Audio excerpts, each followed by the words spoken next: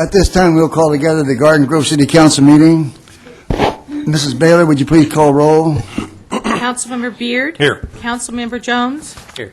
Councilmember Fawn. Here. Mayor Pro Tem Nguyen. Here. Mayor Broadwater. Here. Okay, at this time, we're going to have the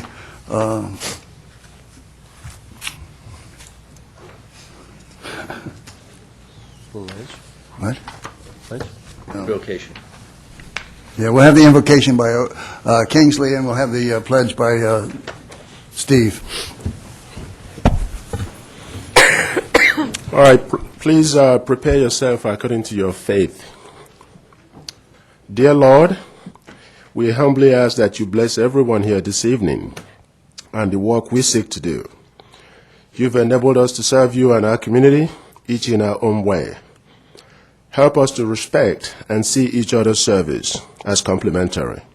Help us to work in harmony tonight as we seek to make the best decisions for our Garden Grove community. Purify our intentions, strengthen our purpose, and Lord, grant that in serving our community, we may serve you. Amen. Amen. Please face the flag of our great nation and say the pledge together with me. I Pledge allegiance to the flag of the United States of America and to the republic for which it stands, one nation, under God, indivisible, with liberty and justice for all.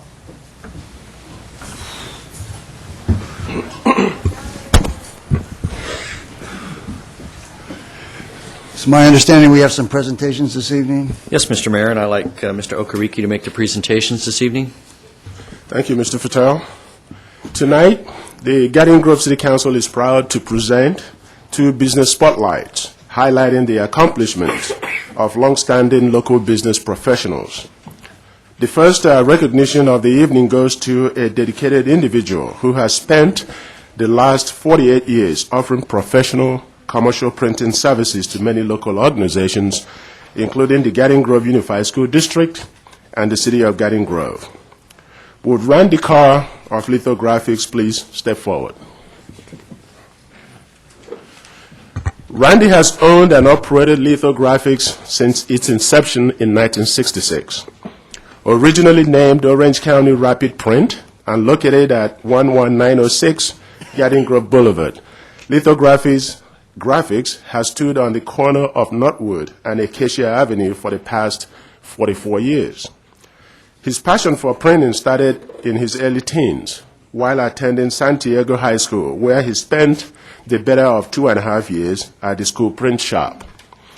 After graduation, he worked at Martech Reproduction in Newport Beach for 1 year before opening his shop in Garden Grove. Randy has lived in Garden Grove his entire life. His grandparents owned a chicken ranch on New Hope Street, and his parents owned Archer Plumbing, which is currently managed by his brother. It was only fitting that Randy opened his business in Garden Grove. After 48 successful years in the business, Randy is ready to move on and start a new chapter in his life, filled with traveling, personal hobbies like woodworking and home repairs. He has many wonderful experiences in the industry and has made lasting friendships with his customers and employees, some of whom have been with him for over 20 years. In honoring Lithographics, the Mayor and City Council would like to present Randy Carr with a crystal memento for his 48 outstanding years in Garden Grove. The City of Garden Grove would like to thank him for his loyal business partnership and friendship with the community and wishes him a long and healthy retirement. Congratulations.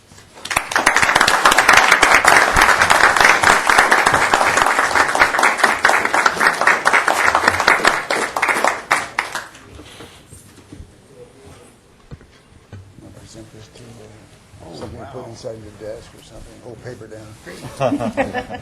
Thank you. Turn around. We're gonna Pictures real quick. take it. All right, going in 1, 2, and 3. One more. 1, 2, and 3. Thanks for Would you like to say a few words? Please. First of all, this wasn't a endeavor all by myself. We started our print shop in 1966, but in 1965, I married this young lady that's sitting right down here. So this is not only my wife, this was my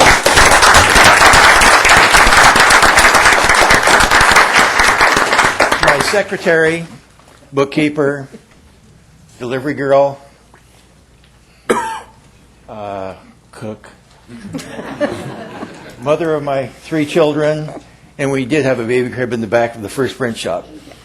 And we are very honored to be recognized by the City of Garden Grove and very thankful for all the opportunities that we received here. Thank you very much.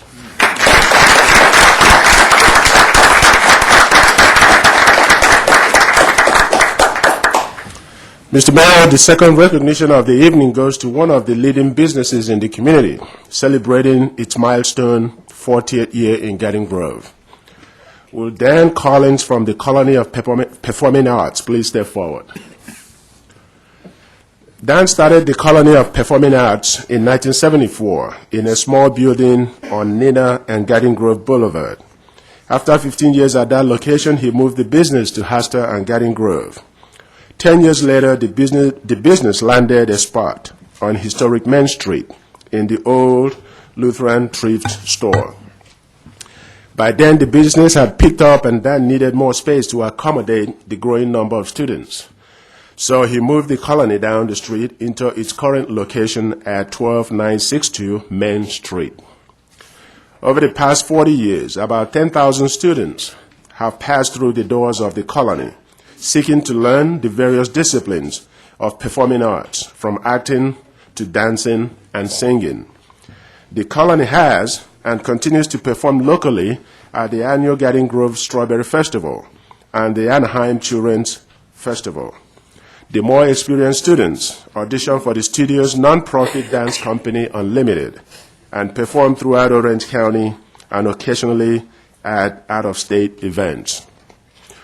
The colony's mission is to create an atmosphere where a student of almost any age could study performing arts for self-improvement, self-expression, and perhaps in some cases gain the skills needed to make a living in the business. More importantly, Dan hopes each student becomes a sensitive and caring human being from their experiences with the colony. It is this desire to see each student grow and succeed, not only as a performer, but in all aspects of life, that drives Dan. At this time, the Mayor and City Council would like to present Dan Collins with a gift and congratulate him for the colony's milestone achievement. The City of Garden Grove looks forward to its many more years of success in the community. Thank you. Thank you.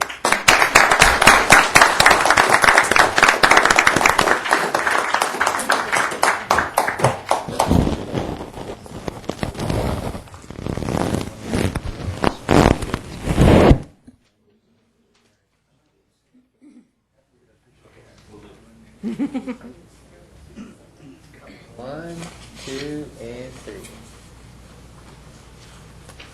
Do one more. 1, 2, and 3.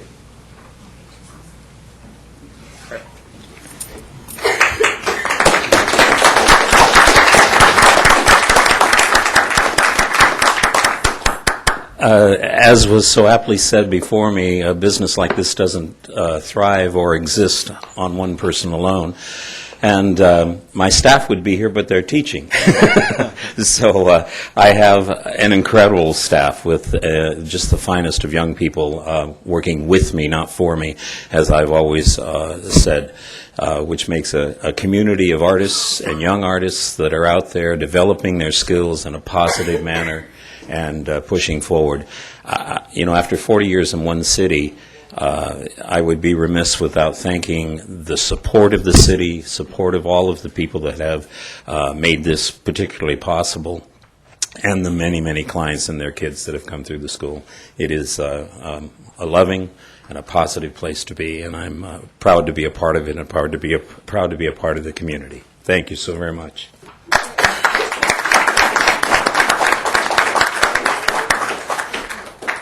How did you get started in dancing? I remember when I was a kid, my mother enrolled me in ballet and tap. And the lady that ran the dance studio come by the house about 3 weeks later and gave her money back. Okay. Actually, I have a little bit of a unique story that's quite short, and that is the fact that I'm the youngest of 5 children, and there's quite a distance between myself and my next sibling. And it was my father that actually took me to my first dance school rather than my mother, which is a little bit unusual. It was one of those things that I loved, and I started at age 3 and have made it a part of my life and my living since then. And worked with some really wonderful people like Sid Charisse and Mitzi Gaynor and Carol Lawrence and all those people. But that set aside is the minority part of my real thrust. It's the kids I love, and that's why I've stayed with it. Thank you very much. Thank you, Bruce.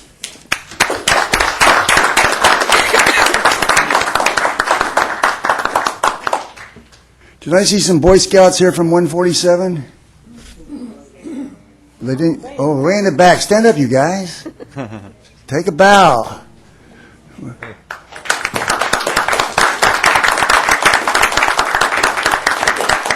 We're happy to have you here with us. Thank you very much for coming. Okay, at this time we will go to oral communications for both the Successor Agency and the City Council. Mr. Peter Nguyen.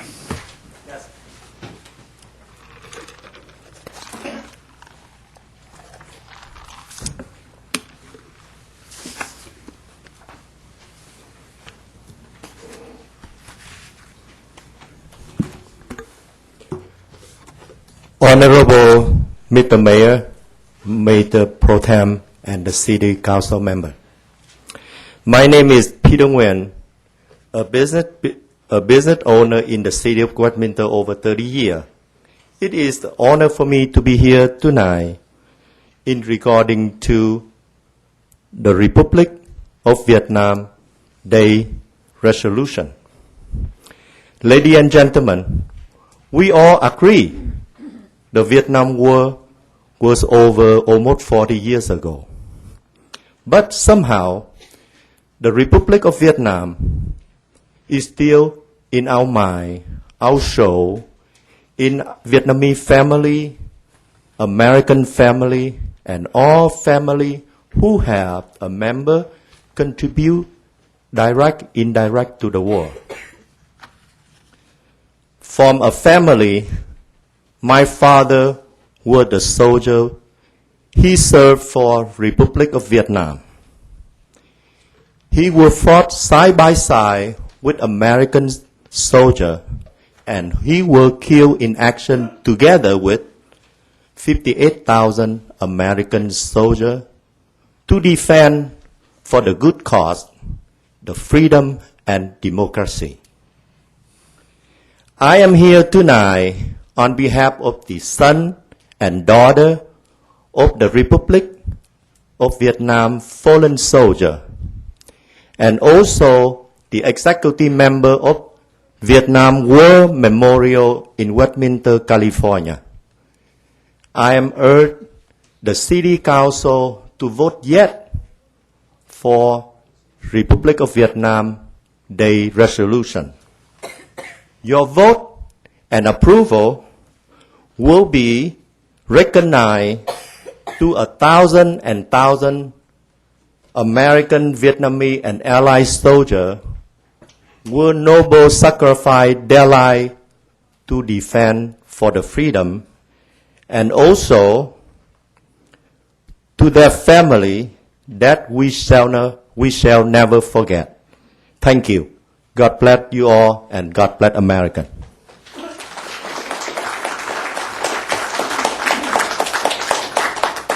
Mr. Leslie Lee.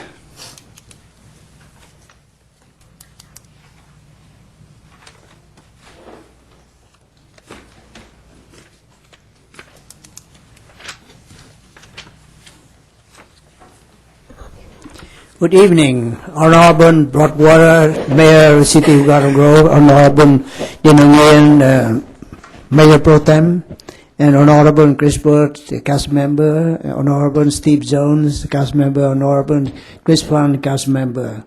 First of all, Mr. Steve Jones, happy birthday. Thank you. You're welcome. Ladies and gentlemen, yes, the gunfight in the Vietnam War stopped about 40 years ago. But the war is not over yet. Because the war in Vietnam is the ideology war. The people who escaped the communist rule and live in exile over the world still remember the right solution for Vietnam matter. That is, Vietnam must be a republic, not a country of one party ruling, or a country of tyranny, or a communist country. It's not the answer for the Vietnamese issue. So we would like for all of you to consider to choose to approve the resolution to choose October 26th as the Republic of Vietnam Day. Yes, the Republic of Vietnam was formed on October 1956, and we don't mind who make Vietnam a republic at that time, but we mind that the first republic and Vietnam deserve to be called a republic. Thank you very much, and I would like to ask for your approval of that. Appreciate that. Thank you, Mr. Lee. You're welcome.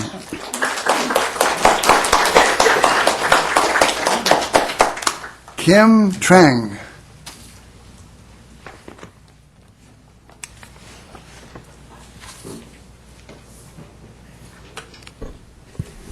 Good evening, dear respective mayors, pro-term mayors, and the city council members.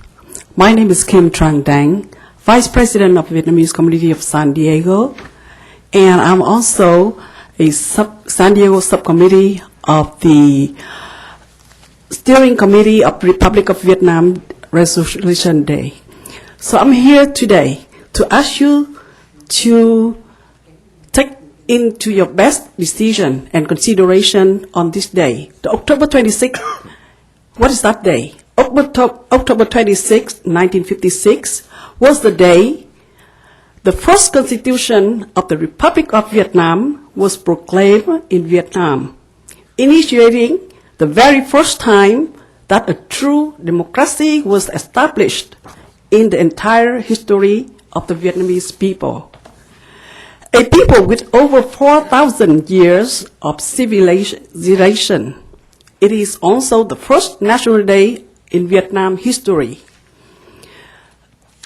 Therefore, I really support and ask your decision to do a favor on this resolution, to have this date, the date of October 26th, and in each following year as a Republic of Vietnam Day, to honor the just cause and commemorate the contribution and sacrifice of the army, people, elected, and governmental officials of the Republic of Vietnam, as well as American soldiers, Vietnam War veterans, allies, armies, and their families.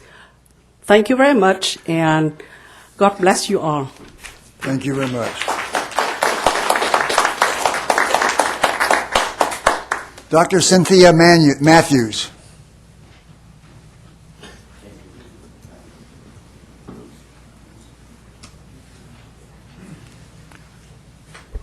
Thank you, Mayor. city council members, Chris Van, and the rest. And thank you, audience, for showing up as well. I was very young during the Vietnam conflict. In fact, this started way back in the 1950s, and many people to this day don't even remember what started it, what happened, and what the cause was. And it impacts a lot of individuals to this day because Vietnam veterans still are unsettled with it. They were not fully recognized. They were spat upon and shoved when they come home from fighting, losing limbs, some in wheelchairs, some escorting people who have died. It's very emotional to this day. I remember when I was a small girl, my neighbor doesn't remember her dad. I'd like you to talk to the city council, please. Sure. And what happened was the only memory she had of her father was listening to a tape-recorded voice.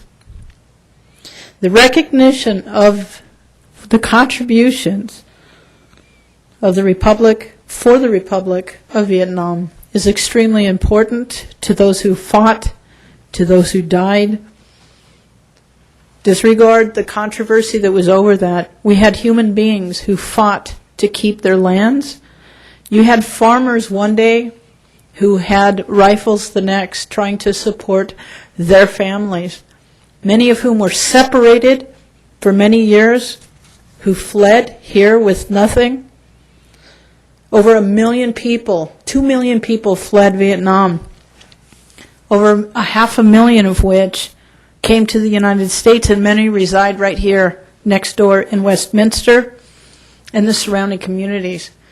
To support this is nothing more than to say we recognize you, your contribution, to fight against the communist regime, to take back your country to that to which it was, which you fully deserve, the invasion that occurred, and the recognition of the hearts and the minds of those people who lost family members, countrymen, moms, dads, babies, that were unable to get out and still reside there today. Please recognize this through the resolution. October 26th. Thank you. Thank you.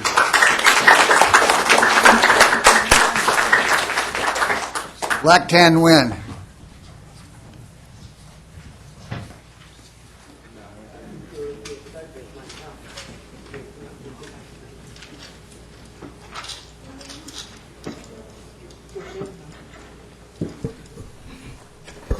My name is Lac Tan Nguyen.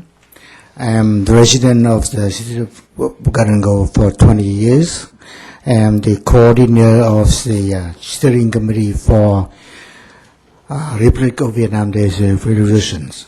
And thank you, the mayor, and also all the council members to give me and other members of the community to have a chance to speak in front of you to support the Republic of Vietnam Day resolution.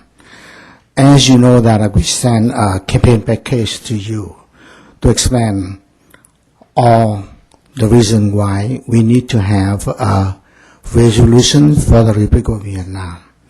It is a long overdue process. We need to honor the just cause of the Republic of Vietnam, the army, the peoples, the governmental officials and elected officials who already contribute enormous effort to defend our country, to protect the people's life and property against the invasion wars launched by the Vietnamese communists. As well, we need to recognize, their contribution, the Vietnamese people sacrifice. We also need to recognize the enormous contribution of 3 million U.S. soldiers during the war, and more than 58,000 soldiers already sacrificed their life to protect the freedoms and the democracies of Vietnam. And they are not welcome home long time ago. Now we need to honor the just cause of the Republic of Vietnam, and we have to recognize all the sacrifice and contribution of all the people who are involved in the war, whether they are Vietnamese people or they are the U.S. soldiers or the Allied armies and their families. So I really appreciate the City Council consider to pass the resolution today, so that we can actually do an honorable act to contribute to the Vietnamese American community in city of Garden Grove, as well as in the in Orange County and Southern California. And we're going to do this one here. We're going to move up to the Sacramento. Also, we'd like to campaign to have a resolution by the California legislatures in the future. Thank you very much for your support. Thank you.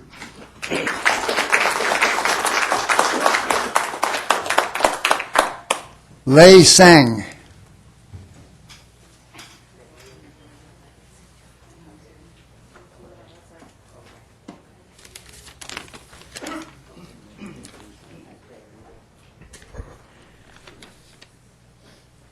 Mayor Pro Tem, and all council members. My name is Lê Phước Sang, Chairman of Hoa Buddhism Church, Central Executive Council with 8 million followers in the Mekong Delta of South Vietnam. I served before 1975 as a presiding judge, as a senior cabinet minister for education, agriculture, and health, as a majority leader in the National Assembly elected to write the Constitution for the Second Republic of Vietnam, as a nationally elected senator, as founder and president of Hoa University. I am here today before the solemn leadership of Garden Grove because of my sacred duties vis-à-vis the Republic of Vietnam. Looking up to you, very respectfully ask that the Mayor Pro Tem, and all council members to please sympathize with our request and approve our resolution for the Republic of Vietnam Day that we already submitted to you. We were forced to evacuate and reside in the United States of America during the last 40 years, trying to do our best serving the cause of freedom, democracy, and human rights as promoted by the USA and as extremely needed by the Vietnamese people. We were looking for your understanding, your support, and your approval. We select Garden Grove as our first and most important benefactor because you can help open the door for our success. In 1975, we were wrong when we failed to convince the U.S. leadership not to abandon Vietnam. Today, we will be much more wrong if we fail to beg you to approve our resolution for the Republic of Vietnam Day.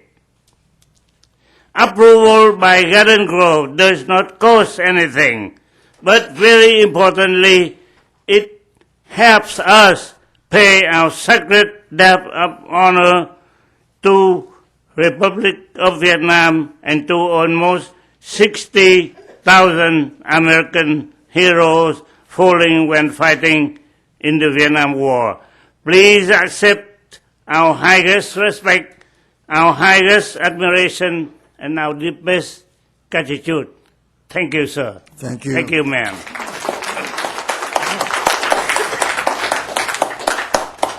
Daniel Watkins.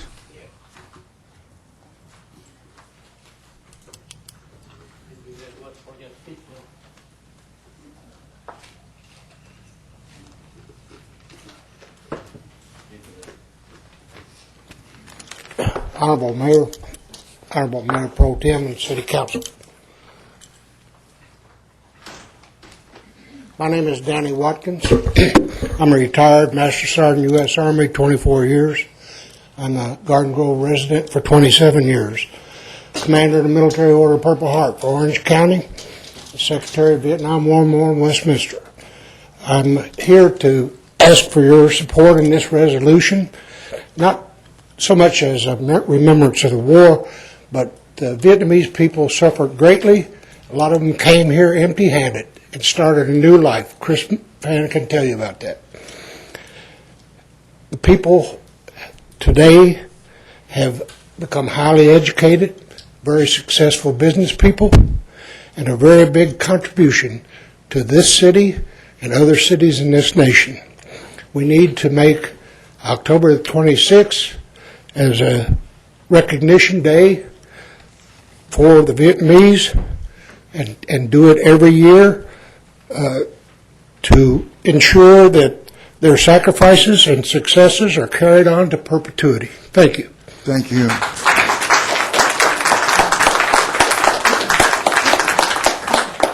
Staff Sergeant Tran.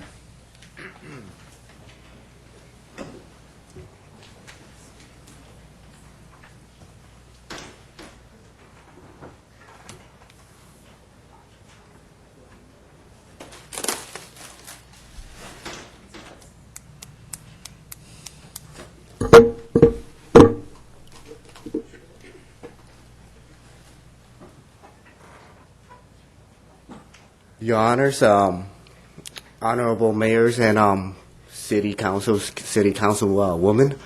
My name is Sergeant Tran from U.S. Army Recruiting Command right here. I only have four purposes for tonight. I don't know how the proper procedure is going to be. I'd like to speak about the RTC and the reserves. And RTC in general is a scholarship funded through, there's three options that we could do. Is one avenue is through the national scholarships. Two is through the Reserve Center. Three is they could do both, where they attend the college without the scholarship memberships. So those are going through our cities. Every year we have scholarships every year, and as we go through unutilized, we have a lot to offer to the community. Students or adults who is in associate's degrees or community college could benefit from this. Scholarship-wise for that, too, in high school we have a CONAP programs where a student be going to the service will give the school a student will see themselves as as going to college. In that sense, the faculty, school faculty will see as a student is going to college. Now, reason why I'm here, that's one purpose that I'm here, is to help the young men and women in their freshman year or their high school year. Right now, the Army is in need of high school seniors or freshmen in college. Reason for that is they'll be more patriotic in the long terms. In long-term investment, they'd be more patriotic. They stay in longer, so it doesn't cost the government a lot of money to maintain. One of the reasons why I'm here is also that I have a problem is going to the district and talk to the school district about the program that we have, what do we have to offer. From time to time, we would ask the school list of students who wish to be contacted by the military, if they wish to be interested in the Air Force, Army, Navy, and so on, in any of those things. But the answer was there's a fee that we have to pay for it, for a school list. And I work in L.A. for 6 years, LA district, and none of those schools I have to, or the Army has to provide pay for it. But here we do have to pay for it, and I don't know where the money's gonna do. I mean, being in the service is something that is, it's an obligation to duty to service, and obviously we have to have a price on it for such a service that we provide. That too is also, my third one will be, we have an Army Reserve Center in Garden Grove. And it's on Westerns. And that unit we have is a medical unit. We have nurses, medical surgery, the whole 9 yards. Fully capable is in the fully capable hospital is in Bell. These are the little bit of ancillary services, like they have a dental company. And I wish one day that I could do what I could get the unit and the city to get together, and hopefully that we could do an event where they could provide dental care to the needy family. That's my goal, or to do a partnerships with the unit. And also that's the things that I also come here as the jobs in the reserves, being that the economy is going a little bit, shift a little bit, so a lot of applicants going in seeking full-time, so active duty, where we have a lot in the reserves that we needed the man, pretty much. And we are urgent to if we can, I could put, I give you, if anybody could help me, I could give you my phone and numbers, and that would be greatly appreciated. Your Honor, that'll be it. That's all that I have. And if I'll pass you my very simple.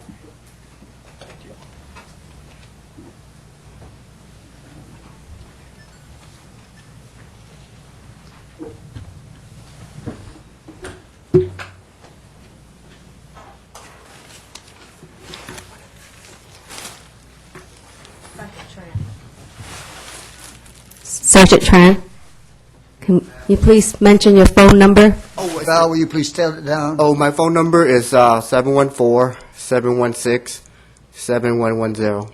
Mrs. Tran, if you could contact our city clerk. Yes, ma'am. She'll give you my phone number. I'll help you with a Vietnamese American community press release. And then maybe our community director can help you with the joint effort on maybe a health fair. Yes, I did one just within the Vietnamese community. We have quite a large community of. We can talk more later. Thank you.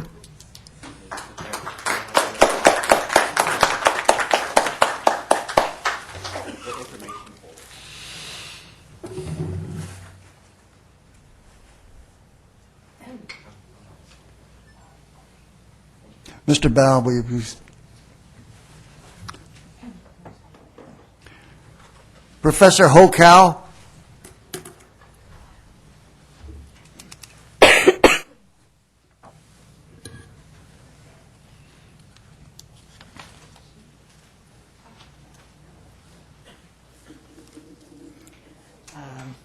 Your Honorable Mayor Bruce Portwater and council members, I'm Professor Ho Van Cao. I come from the city of Huntington Beach, and my capacity is as a committee chairman of the Solidarity Movement for the Republic of Vietnam, and in my capacity of a former Assistant Minister of Finance of the Republic of Vietnam. I'm here today to voice my support for the initiative for the Republic of Vietnam Day resolution. I like to emphasize this marked the kick-off campaign for the Republic of Vietnam Day resolution. And locally, we have this start at City of Garden Grove and expand to many cities, County of Orange, and then proceed upper level to county-wise Orange County, Los Angeles County, and then we moved to Sacramento for a statewide campaign as well as nationwide in Washington, D.C. But first of all, I feel confident and am proud of this kick-off campaign of the Republic of Vietnam Day, start at this vibrant city of Garden Grove. I can see in the last decade or so, this bedroom city of Garden Grove enter into a metropolitan era, while the unique characteristic Garden Grove still preserve under the dynamic leadership of city government. So I would like to use this opportunity to join to many Vietnamese compatriots to pay and to salute the excellent leadership of Mayor Bruce Water and Sharon Bass and present council member. And my capacity of a committee chairman of the Solidarity of the Republic of Vietnam, and my capacity of a former Assistant Minister of Finance of the Republic of Vietnam. I join in once again to support the resolution, the Republican of Vietnam Day resolution. And more than half of century ago, on the other end of the globe, the young Republic of Vietnam and its people, the armed forces, elected and government officials, we have struggled to fight against the invasion of the communists. And it was the Vietnamese War, a war for justice cause, the war for just cause. The just cause has prevailed, but not yet glorified since the end of Vietnam War in April 1975.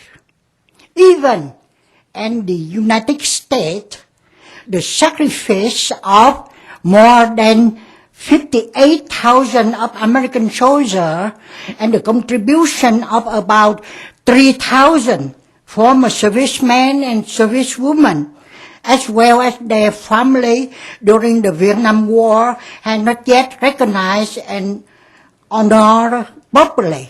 It's long overdue indeed. So we urge your favorable consideration of the proposal, and we request your effort to pass a resolution to honor the just cause of the Republic of Vietnam. That's just to recognize also the sacrifice. Pastor, you need to wind it up. You've obtained your 5 minutes. Yeah.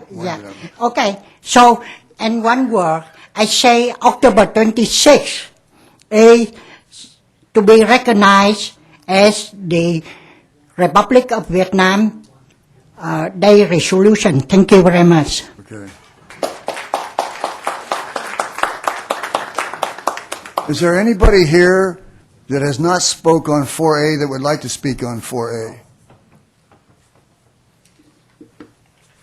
Go ahead.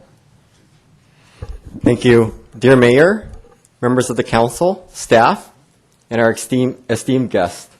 My name is Bao Nguyen. I'm currently trustee on the Garden Grove Unified School District Board of Education.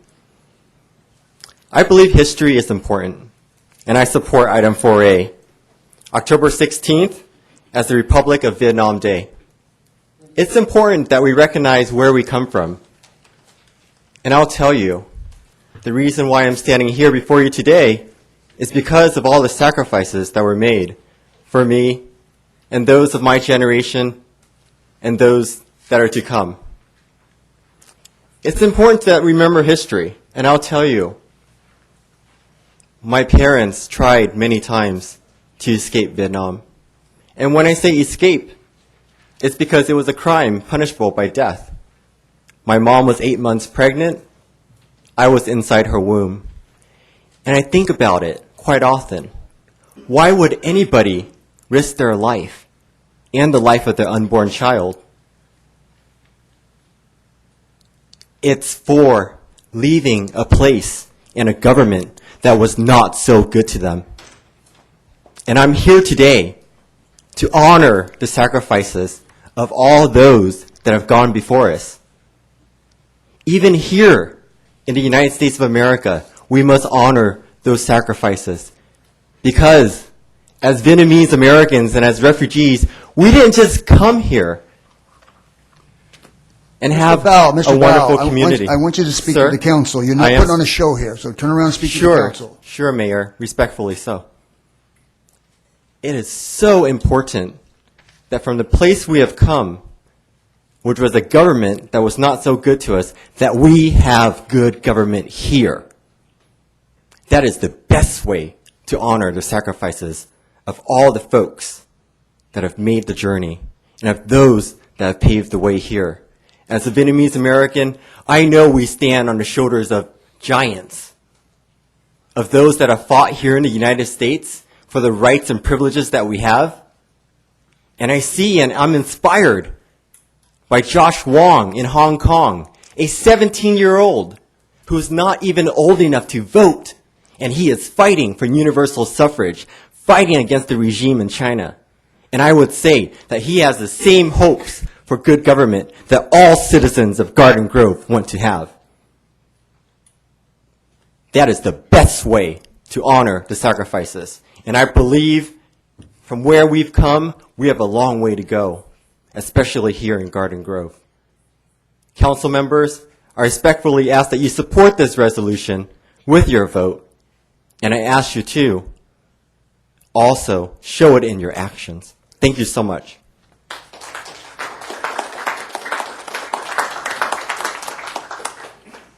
Pete? Mr. Bao said the 16th. I do believe he means the 26th. Good evening, Mr. Mayor, council, staff, and citizens. I'm the Vice President of the Vietnam War Museum of America Foundation, and I want to speak here tonight to my comrade in arms, the South Vietnamese soldiers that fought by my side and other American soldiers. I was a finance officer with the United States Army. So I firmly believe in the power of education. I support this resolution wholeheartedly. But we need to educate the young generation through this museum about the sacrifices of our comrades in arms and the civilians that gave up so much to fight against the communists in Vietnam. The fight against the communists in Vietnam goes way back before 1956. American soldiers were flying bombing runs into Vietnam to disrupt Japanese supply lines as early as 1942 from the Burma Hump. So why I bring this up? Mr. Baldwin here sits on the Garden Grove Unified School District. What I want to know is why the history books at Garden Grove High School in this district have less than one paragraph dedicated to the Vietnam War. So what kind of education is that? You know, a museum tells the story of the sacrifice and the migration. So we have a long ways to go, but education is powerful. A resolution is a resolution, but we educate people the dangers of communism, the dangers of terrorism, and the dangers that freedom is not free. We need to support what this museum stands for. On October 30th at the Navy golf course in Cyprus, we have an event to raise money for the museum. It's a golf tournament and there's a fundraising dinner there. We need the support of this community, especially in the Vietnamese community. Help build a museum that we can all be proud of and tell the story of the Vietnamese struggle for independence in Vietnam and why so many Americans and Vietnamese gave their lives for that struggle, and we continue to give our lives for that struggle in Afghanistan, Iraq, and now in North Africa. So I think that we need to educate people. Our school district has a lot to do. We have a high school here where it is cheaper to leave the water running 24 hours a day, 7 days a week, instead of fixing the plumbing. We got a school up on Chapman Avenue surrounded by barbed wire and concertina wire. You know, let's take a look at what we're teaching our kids in our schools, and let's educate them about the pride of the Vietnamese people and what they sacrificed to come here. Their children don't know the struggle of how they came here and how we fought to save their country. And yeah, we may have lost that battle, but I think we won the war of freedom. Someday, Vietnam will be free. Thank you.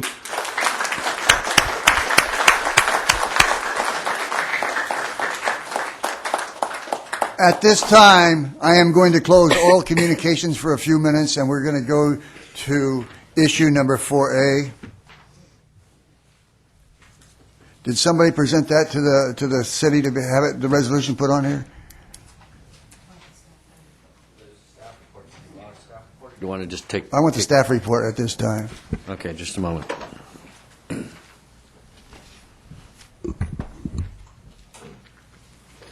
Maria Stipe will give a staff report on item 4A. Good evening, Mr. Mayor and members of the City Council. The purpose of this report is to provide a resolution for City Council consideration and adoption designating October 26th of each year as Republic of Vietnam Day. The Vietnamese American community of Garden Grove was originally a community of Vietnamese refugees from the Republic of Vietnam fleeing their country after the Vietnam War in order to protect their lives and cultural heritage from being damaged or possibly destroyed. In the Vietnam War, the government of the Republic of Vietnam and its armed forces, people, elected, and governmental officials struggled to defend and protect the freedom, life, and property of the people, and to safeguard the Republic and newborn democratic government. During the war, the United States and its allied armies also made enormous contributions and sacrifices in protecting freedom, democracy, life, and property of the Vietnamese people and the Republic of Vietnam. The struggle to defend and protect freedom, life, and property, and the enormous sacrifices and contributions of the Army, people, elected, and governmental officials and their families have been largely ignored or forgotten since the end of the Vietnam War in April 1975.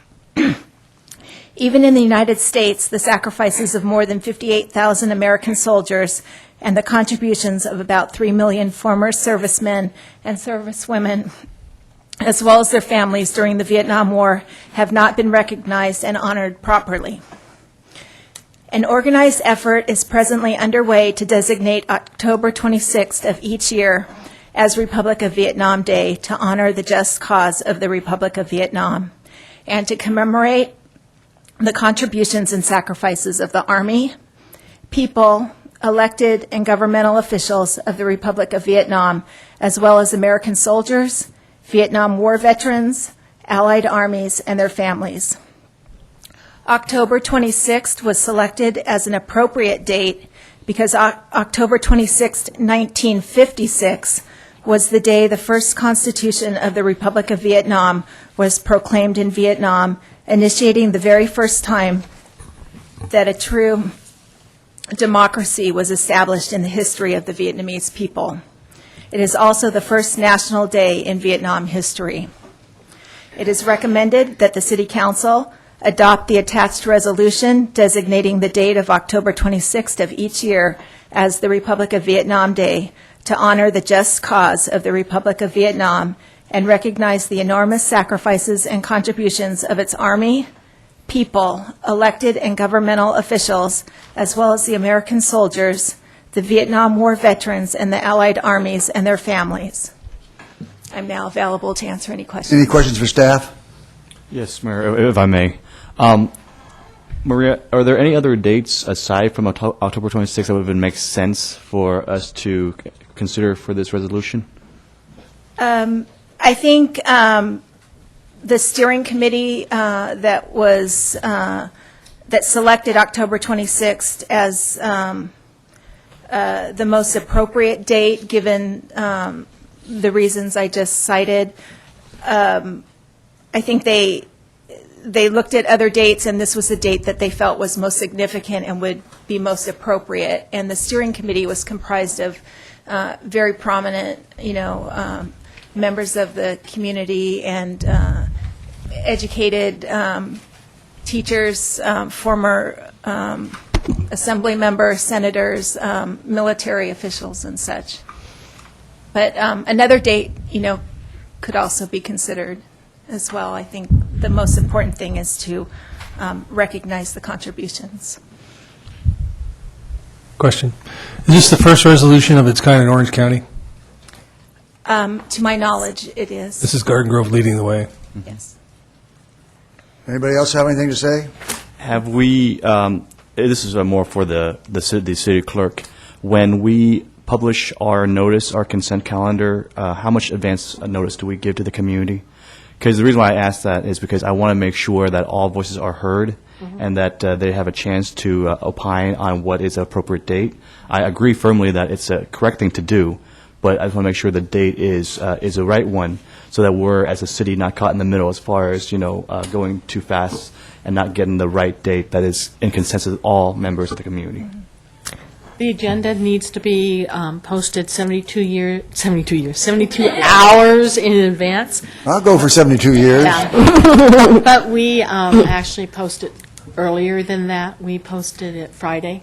If I may make a comment on that, well, legally, we've already published the resolution within the amount of time required. In addition to that, I have sent this resolution to the other Vietnamese community group that I thought would have a concern regarding this because they have about 15,000 members to 20,000 members. And then obviously one of the other community group is represented by Mr. Lee, and Mr. Lee is here and he's supportive of it.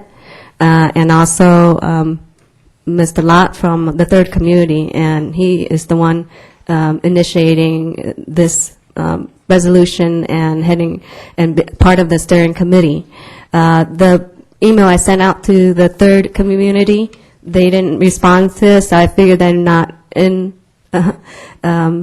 objection to the resolution because I sent it to two members, not one, but two members, the president and also another very prominent members in that community.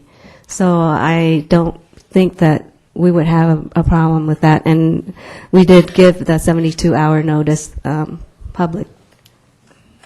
I just have a statement to make after you, Your Mayor. Make your statement. I'm going to entertain a motion in a minute here. Okay.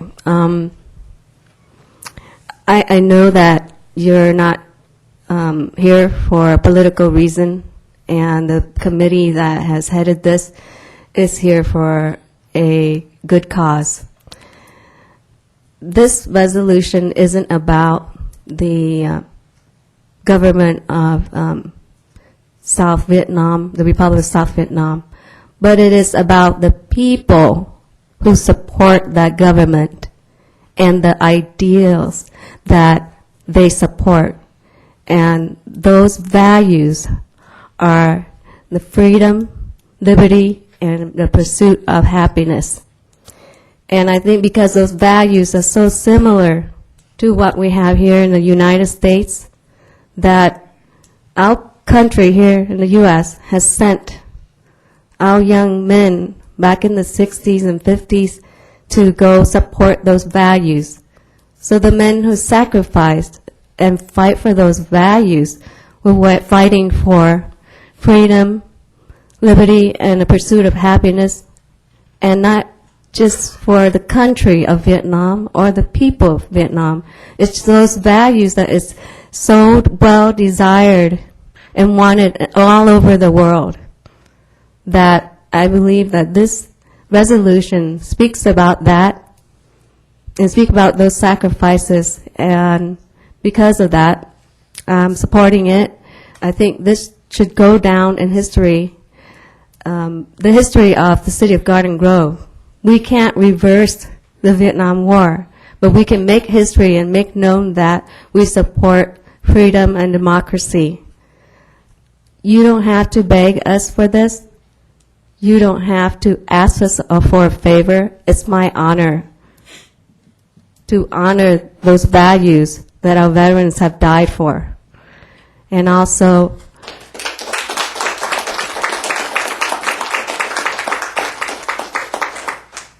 I feel it's going to help some of the people of Vietnam who are fighting to free Vietnam and have Vietnam into a democratic world.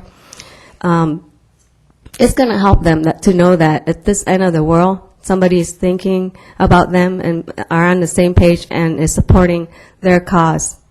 Just a few words in Vietnamese. Thưa quý vị, chúng tôi biết quý vị đến đây không phải là vì chính trị, nhưng vì quý vị có cái chính nghĩa và cái chính đạo. Và Việt Nam Cộng Hòa là một cái chính quyền có chính nghĩa, có chính đạo.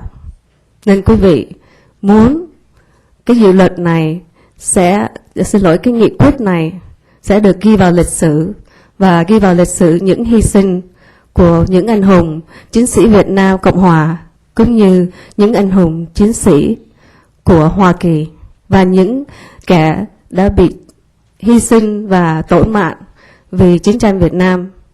Chúng tôi rất lấy làm hân hạnh để ủng hộ cái dự luật này và không bao giờ mà quý vị có phải xin hoặc là đòi hỏi gì chúng tôi là phải ủng hộ dự luật này, vì đó là cái trách nhiệm của chúng tôi là con em của quý vị và là từ cái chế độ chính quyền Việt Nam Cộng Hòa. Chúng tôi là một cái sản phẩm của chính quyền Việt Nam Cộng Hòa và chúng tôi rất hãnh diện ủng hộ quý vị ngày hôm nay.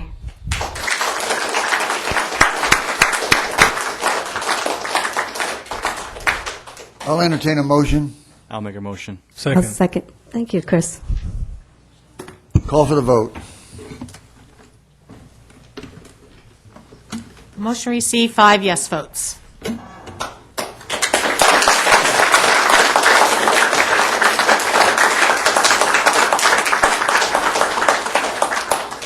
I'm going to recess the meeting for a few minutes. We're going to take 5-10 minutes, whatever it takes. We're going to cut a cake for Mr. Please let me speak. Please let me speak. We're going to cut a cake for Mr. Jones. It's his birthday, and he's 46 years old. He looks like he's 26. Take 5.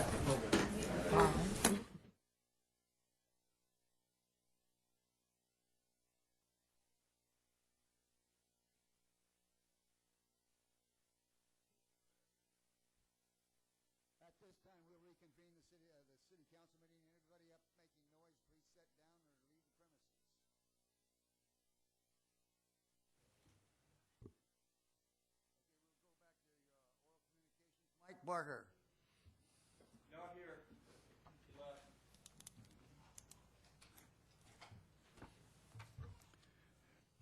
Henry Amin. Your Honor, City Council, I'm here to talk about the public safety. Public safety is what it really means. It's safety for the public. I live in Garden Grove for 50 years, over 50 years. I've worked for the city for over 35 years, and I'm a little disappointed on what's happening with the fire department. The fire department is a way of life for all of us in the fire service. We're brothers, most of all. When you have an application of all these 500 candidates, you look at people who actually try to get on the fire department, which turns out to be a dream for a lot of people. They go up and they do their academy. They've gone through paramedic school, everything just to put themselves in the right position to get a job with the fire or police department with no blemishes. And then what I find that's not interesting is Why did you pick a candidate on an application that's had 10 arrests? 10 arrests. One was thief. And I can't understand why he's on the fire department when that application should have been tore up and eliminated. There's too many people that try out for a fire department that have no blemishes. And I'm a witness of that because I've been on a fire department and I know what brotherhood means. Some people make it through the cracks, but we find out through their probation. And then we can get rid of them. But this one here, they've had all kinds of things said about the mayor's son, why they didn't get rid of him. Is it political reasons? What is the reason why you're still holding on to a fireman that has all these records on him, and he goes into homes, residents already had said, we don't want him in here. We don't know if you left my wallet out, if he stole my wallet, or whatever. That's our city. That's my tax money. I'm upset with it, and I'll let you know about it. The mayor, I talked to him for a little briefly here. He says, I'm going to make him a fire chief. Now, there's no political implications there. You tell me why. I feel this council should not support it and let the fire department run its own way. And if this man needs to be terminated, terminate him. It's in probation. We've done it many, many times. Thank you.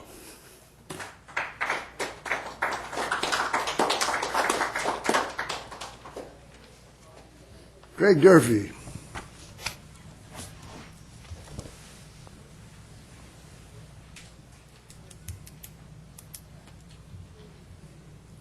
Honorable Mayor and council and staff, we started out with nothing. 3 councilmen believed in me. We ended up having a Santa Ciclovia competition to Garden Grove. It speaks volumes for the event. It was very successful in light of Anaheim's event. I guess in Long Beach I was told today. I think you have the example of what I have done the research. I hope that you will listen because now you have the proof in the pudding. We need to be like Tustin, where there's an event for the community where November is going to be Dinosaur Dash. There's something going on always to bring attraction to the city's vitality of the youth. Having this opportunity, the OCT, wanted to thank Steve Jones, councilman, for his diligence to get the P right-of-way approved. It was fully approved. His hard work and mine is kind of creeping around and bugging his ear. We finally got something going here. And my vision here is that we see the triathlon paving all of the P right-of-way and come down Main Street, have a hamburger, and have youth restaurants and stuff where they can lock their bike up and have some type of entertainment. That is really simple. We need to put more recreational opportunities for Garden Grove to revitalize the youth. Also, you have a resolution before you from the Democratic Party that I helped write with Ray Cordova. It's no longer Mr. Durfee. You have another party involved. You have the state involved, the Democratic Party involved in support. You have SCAG involved. It's time to realize that AB 1193, the governor's sign, is now a urban design standard that we need to get staff on board, and the engineers need to go back to school and bring up to speed the Caltrans standards that January 1st, the Governor Brown sign will give a separation of bike lane legally, and liability for the city not to have is a planter with concrete and then bike lane and then curb and gutter.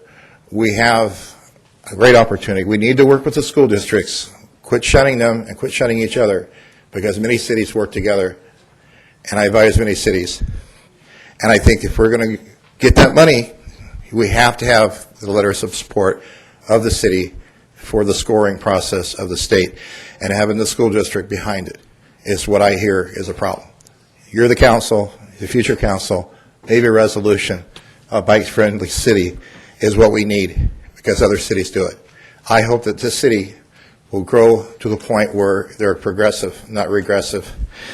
And I encourage the city to look at the professional grant writing process that you need dearly in this city.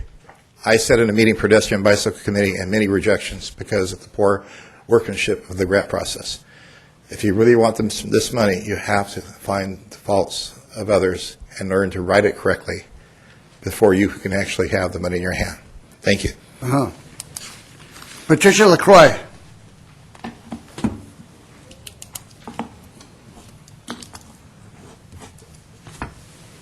Tony Flores.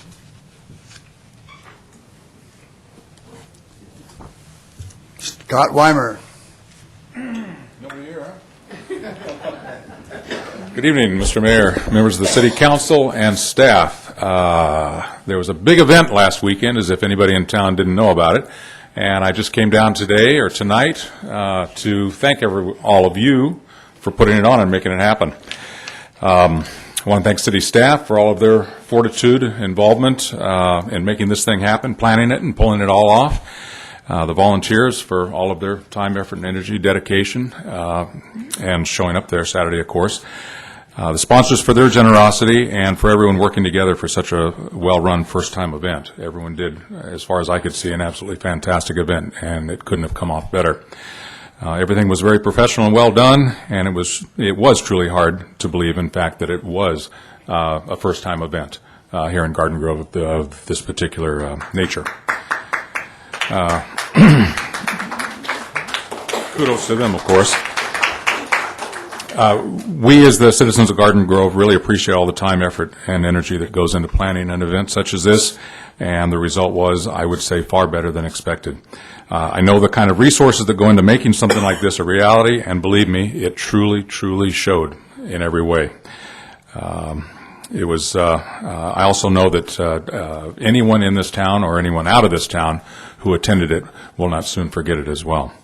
It was one of those days that made you feel truly proud to be a member of this community, and I can only hope that perhaps in the future that this would be considered possibly a yearly event on the horizon. So thank you again very much. Thanks. Okay. John Holm. Your Honor, members of the council, I have a little laryngitis, but I was roped into this anyway.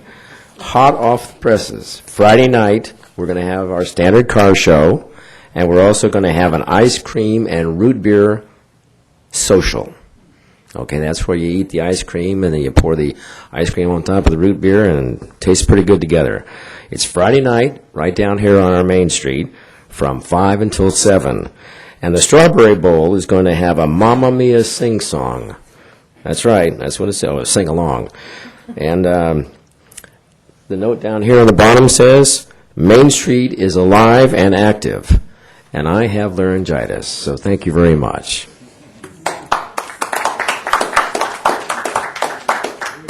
Maureen Blackman. Don't make me go after Scott. Please always put me first. Scott really said it well. First, good evening. Thank you. I wanted to thank city and staff for hosting such a wonderful event. The open streets. To the outsider, it looked like it was an event that went off without a hitch, but being a hostess for quite a few events, I know what goes on behind the scenes. Probably they all had a few restless nights, because I know I even did the night before, wondering who was going to come and how it was going to go. I appreciate all the effort that you guys put in, and it really showed. Like I said, Scott said it well. I really want to applaud. Every time we gave a phone call or an email with the question, there was always an answer right away, and I really appreciate that. The staff is amazingly responsive.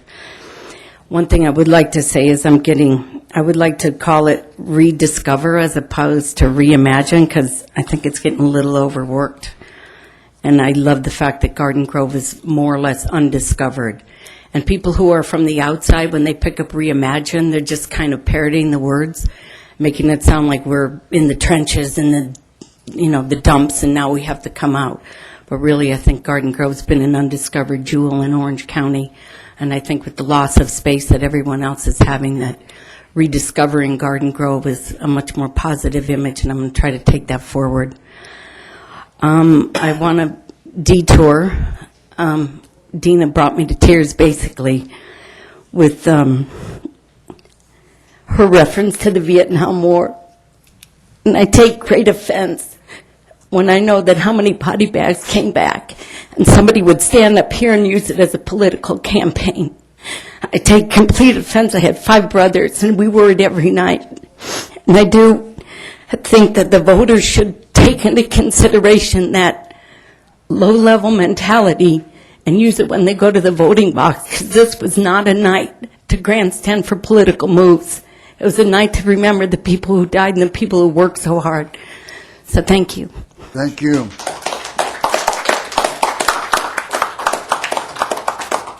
Mr. Wildsmith.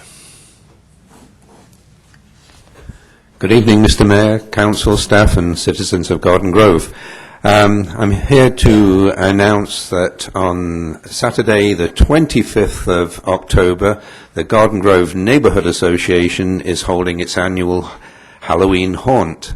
It's going to be held at the backyard, the huge backyard of Cheryl Armstrong at 12421 Laureline, which is just off Lamson Avenue between Gilbert and Magnolia. It's we had a very good, very successful Halloween haunt last year. We had Scary Larry's Spooky Tour. We had Scartisha, the fortune-telling Lunar Witch. We asked for, we're requesting a $2 donation to get in, and for a little bit more, there's some really good food there, hot dogs, pulled pork sandwiches, my famous Texas chili, and lots of sweets and things, and a lot of games for the children to play and to win candies. Again, it's Saturday, 25th of October this year, and we hope everybody will turn out and support this event. It's Garden Grove Neighborhood Association. It is a fundraiser, and it is fun to be there. So I hope you can put that on your calendar. I thank you for your time. Thank you. Let me ask you a question, Mr. Wildsmith. How does an Englishman make Texas chili? With great difficulty. No, it's. I learned that in Texas. In El Paso, they don't know whether it's Mexican chili or Texas chili, so it becomes Tex-Mex. But it's a good chili. It's the best.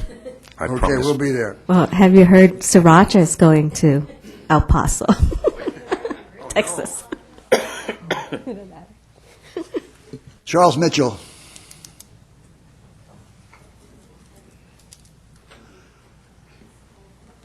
He was the boogie woogie bugle boy of Company B.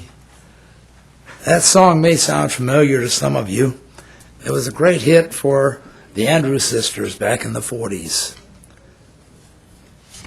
There's not anyone here tonight, I think, who was around to go to events to watch the big bands, the Dorsey Brothers and Glenn Miller, and watch them perform and listen to the music.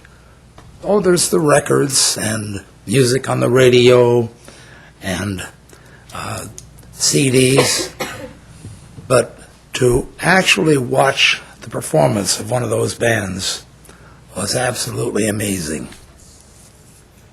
Fortunately, that past has come back again to give us the enjoyment that those in the past era had.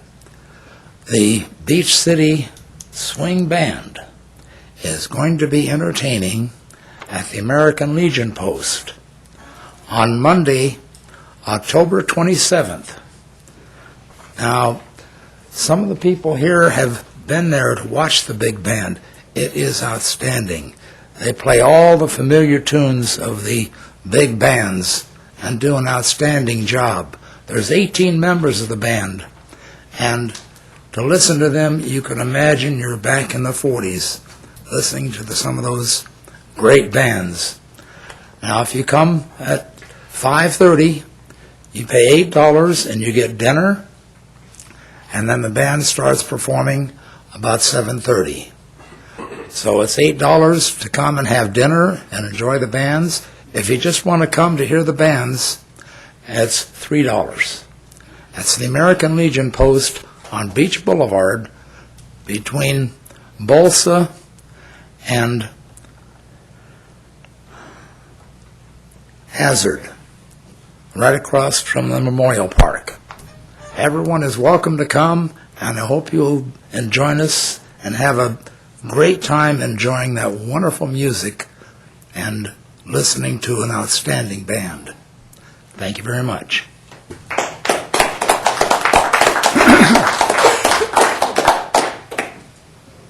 Joshua McIntosh.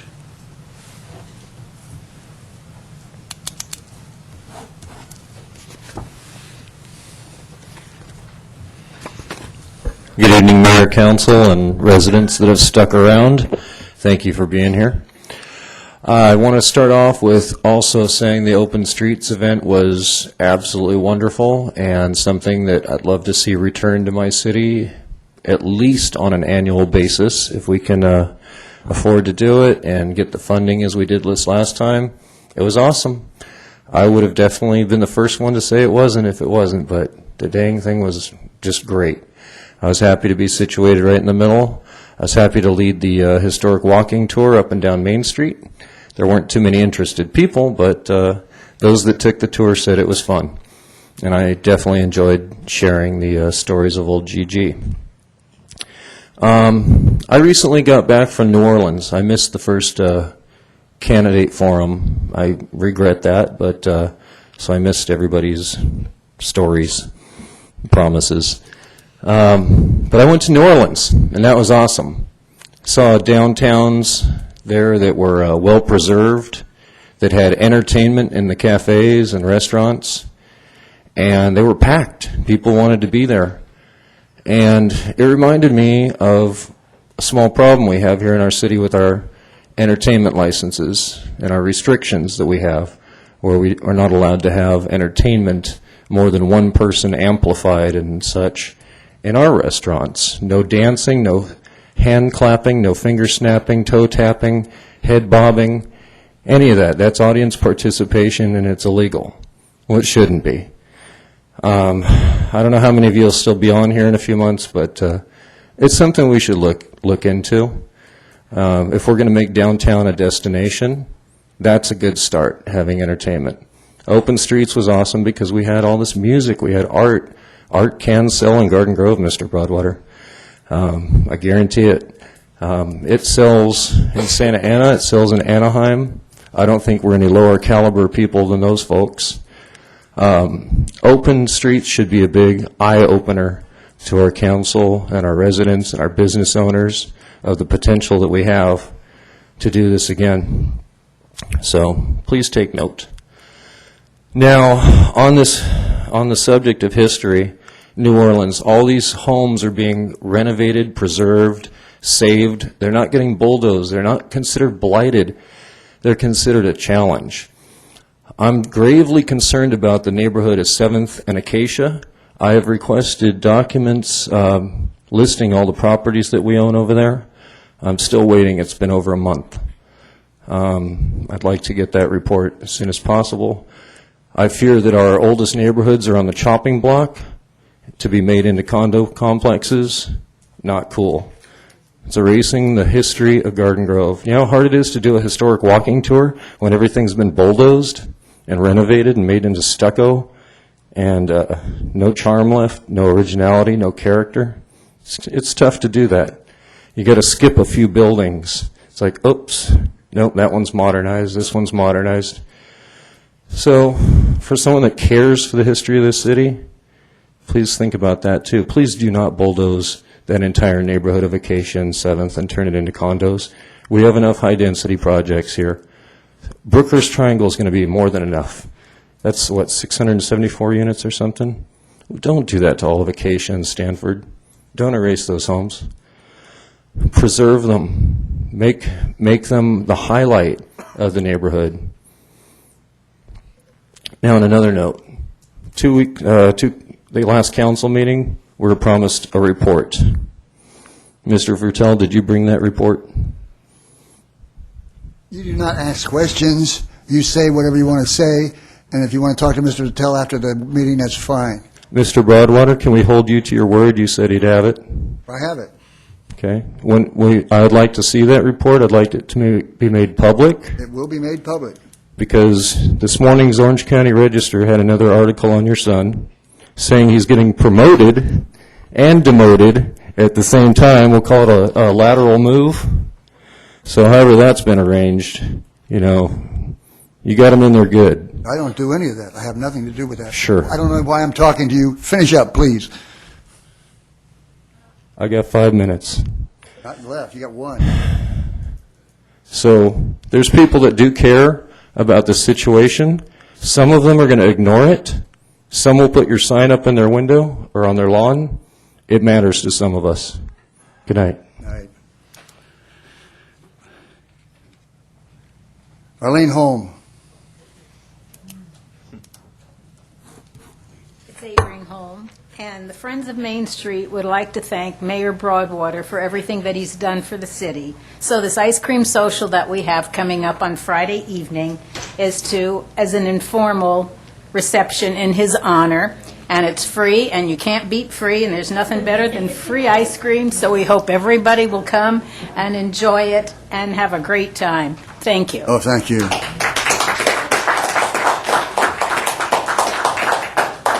Peter Katz, you spoke once. You want to speak? Okay. Joel Block.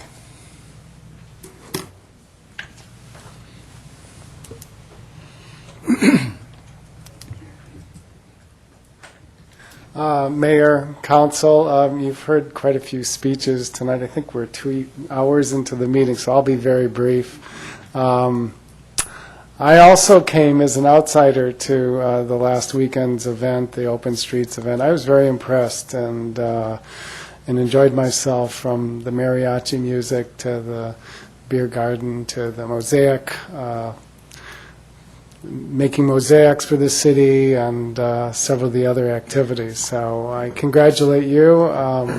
Hope I can come back and see it again in a year. I'm Joel Block. I'm running for the 72nd Assembly District. I'm basically here just to remind everybody there's an election, in case nobody knew about it, on November 4th. And the last date for registering to vote, or to register where you're currently living, is October 20.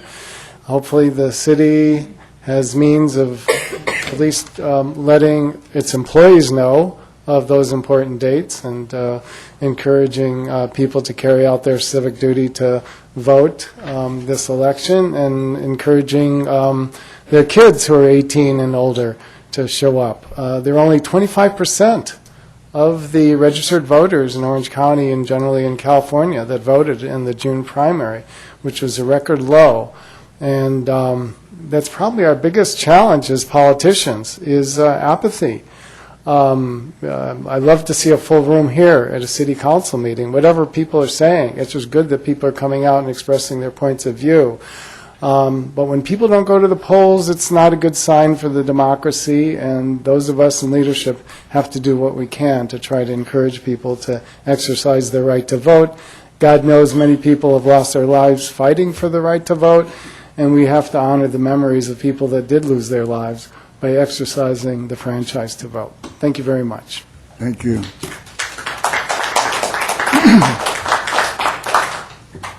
Okay, that's the end of oral communications. Any response from council? Hearing none, we'll... Yes, I have a response.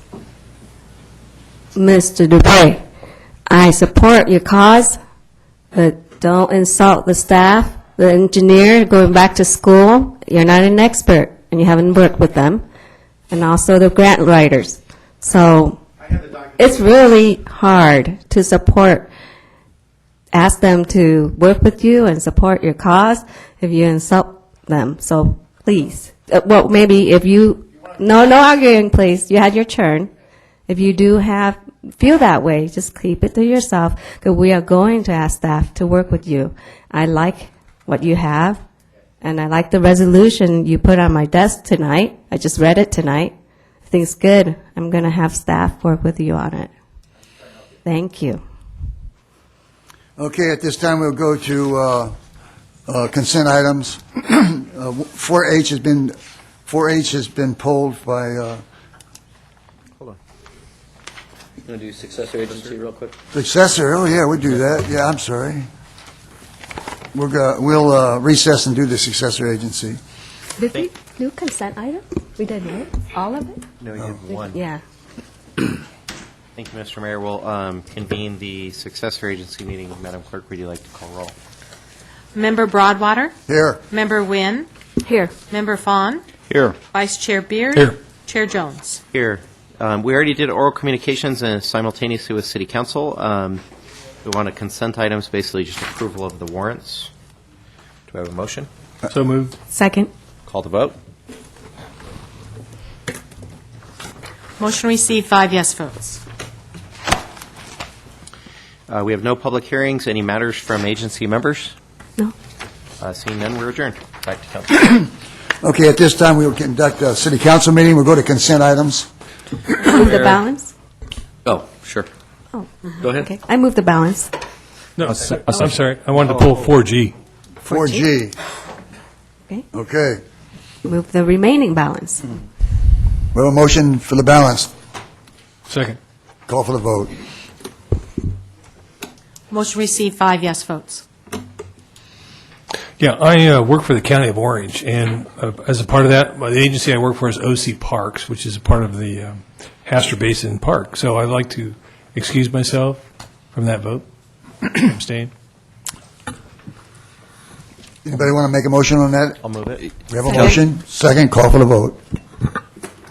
Let's go to 4H. Motion received, 4 yes votes. Yes, sir. On the 4-H matter, my inquiry was basically as far as how this came to our attention, because last year, I recall, we had a lot of going back and forth with different groups and everything, but this year seems very smooth, just as far as just for my own edification, how this came about and how it got here to our attention.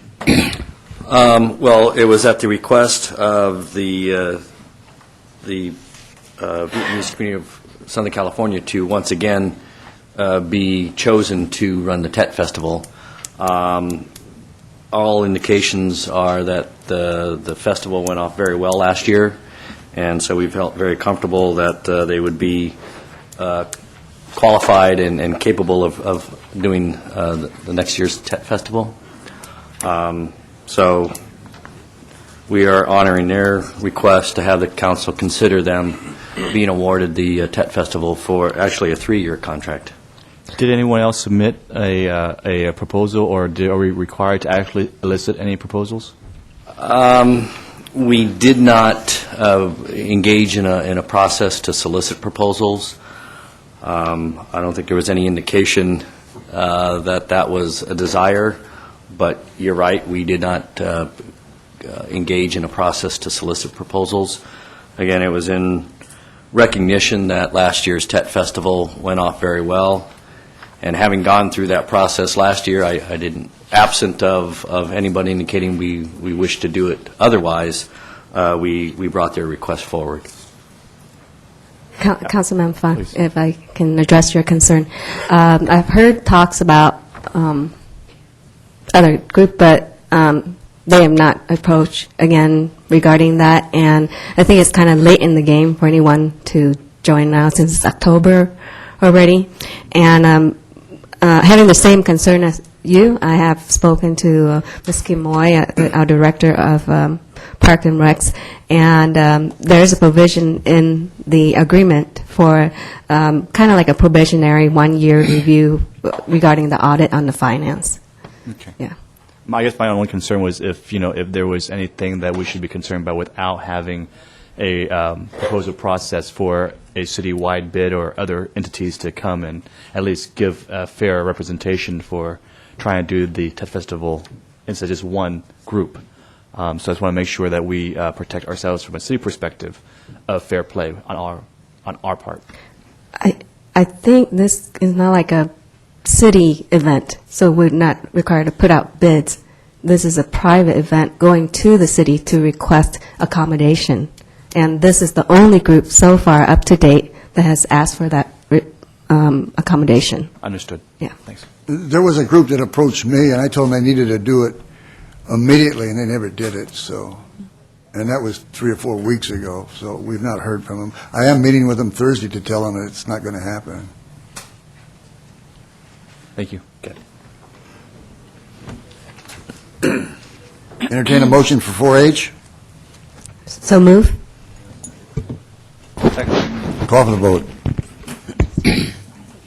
Motion received, 5 yes votes.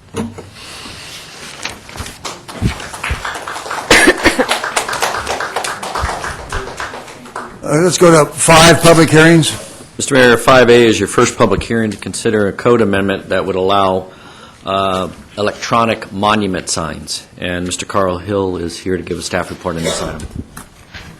Mayor and members of the City Council, over the years, the city has received numerous requests from churches and other uses that provide on-site programming and activities that change frequently for changeable copy signs, also known as electronic reader boards, as a means to easily publicize their services and programs. Due to this continued resurgence of requests for electronic reader boards and with increased sophistication and advancement to electronic reader board technology, staff has reevaluated this request.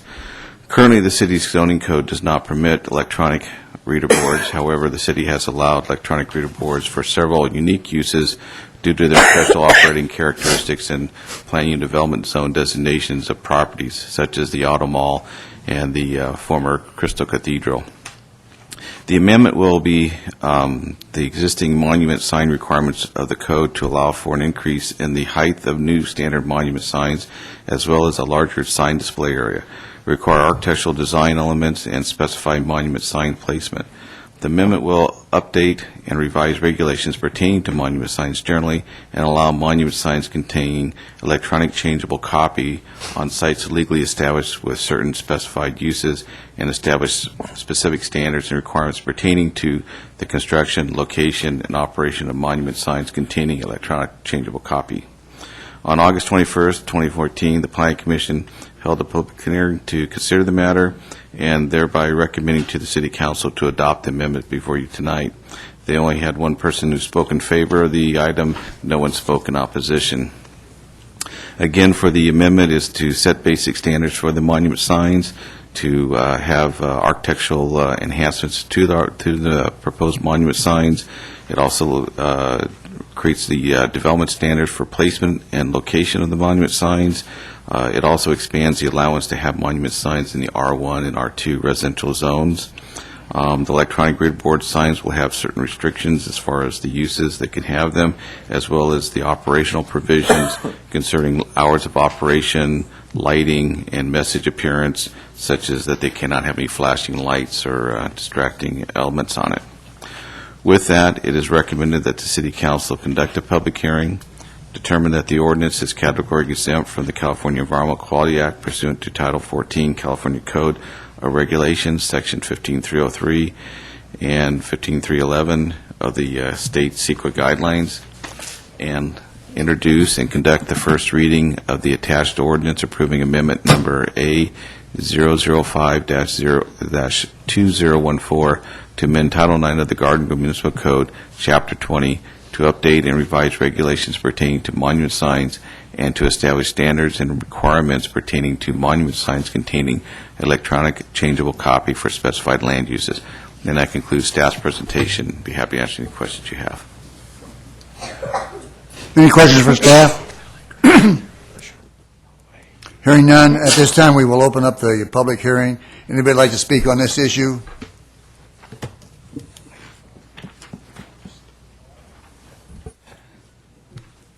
Not long ago, I heard a long speech about how we don't like to make amendments, spot zoning and changes, but this one's different. Money's involved. You got $1,000 from Clear Channel, Mr. Broadwater. I don't know if you should be allowed to vote on this. Isn't that a conflict of interest? They recently handed you a $1,000 check. Kind of seems like you might sway your vote in one way, specifically in their favor for this sign. Just looks that way to me. I don't know. What do I know? I'm just a resident, not worth listening to too often, so it seems. But anyways, I just want to point out, you're gonna make an amendment change tonight for this. They paid you money. You won't do it for other things. Just for the record, we're paying attention. Anybody else like to speak on this issue? Hearing none at this time, the public hearing is closed. Any discussion? Clarification or question. This does not involve Clear Channel, does it? This only involves monument signs, correct? Specifications, standards. Yeah, it's exactly what he was saying we didn't do. We're changing the zoning on it. This is not for billboards, this is Right. for I wanna smaller make that clear. monument signs. It's citywide. It's not spot zoning, it's citywide. We'll get to the other one in a minute. Oh, I Mayor moved to Broadwater? approve. Oh, I'm sorry. I apologize. Go ahead, counsel. We just wanted to make sure the title was read correctly. Go ahead. Thank you. An ordinance of the City Council of the City of Garden Grove approving amendment number A-005-2014, amending Title IX of the Garden Grove Municipal Code, Chapter 20, to establish standards and requirements pertaining to electronic changeable copy and signs and revising monument sign regulations. Thank you. I move to approve. We have a motion to approve. Second. We have a second. Call for the vote. Motion received, 5 yes votes. Let's go to 5B. Mr. Mayor, 5B is a item to consider converting existing billboards to electronic billboards, and Lee Marino is here to give a staff report on this item. Thank you, Mayor and council members. The item before you tonight is a request to transmit the Planning Commission's recommendation to approve a resolution adopting a mitigated negative declaration, along with introducing and conducting the first reading of an ordinance approving amendment number A11214 to amend the existing billboard relocation provisions set forth in Section 9.20110 of the Municipal Code to allow existing billboards that are proposed to be relocated along the Garden Grove Freeway to be converted to electronic billboards. In addition, the request includes a consideration of a resolution approving a billboard removal relocation agreement with Clear Channel Outdoor, Inc. with respect to the electronic billboard relocation project at 11615 Cardinal Circle. At the September 18th Planning Commission meeting, the Planning Commission approved Site Plan SP 12-2014 and recommended that City Council adopt a mitigated negative declaration for the project and approve the subject code amendment. The approval motion included a recommendation that verbiage within the proposed code amendment regarding execution and relocation agreement be modified to require the owners and operators of the electronic billboards donate up to 10% of the total advertising time on electronic billboards to community events from the originally proposed 5%. The site plan application proposed relocating 3 existing billboards, 2 single-sided billboards that are located on Garden Grove Boulevard, and 1 double-sided billboard located on Westminster Avenue, and convert them into 1 two-sided electronic billboard structure within the parking lot of the industrial complex at 11615 Cardinal Circle, which is on the south side of the Garden Grove Freeway. While City Code does not allow the construction of new billboards, the code allows owners of an existing billboard located within the city to request city approval to relocate the existing billboards to a new location within the city by filing a CUP application. However, the code does not allow any of the billboards to be converted to electronic billboards.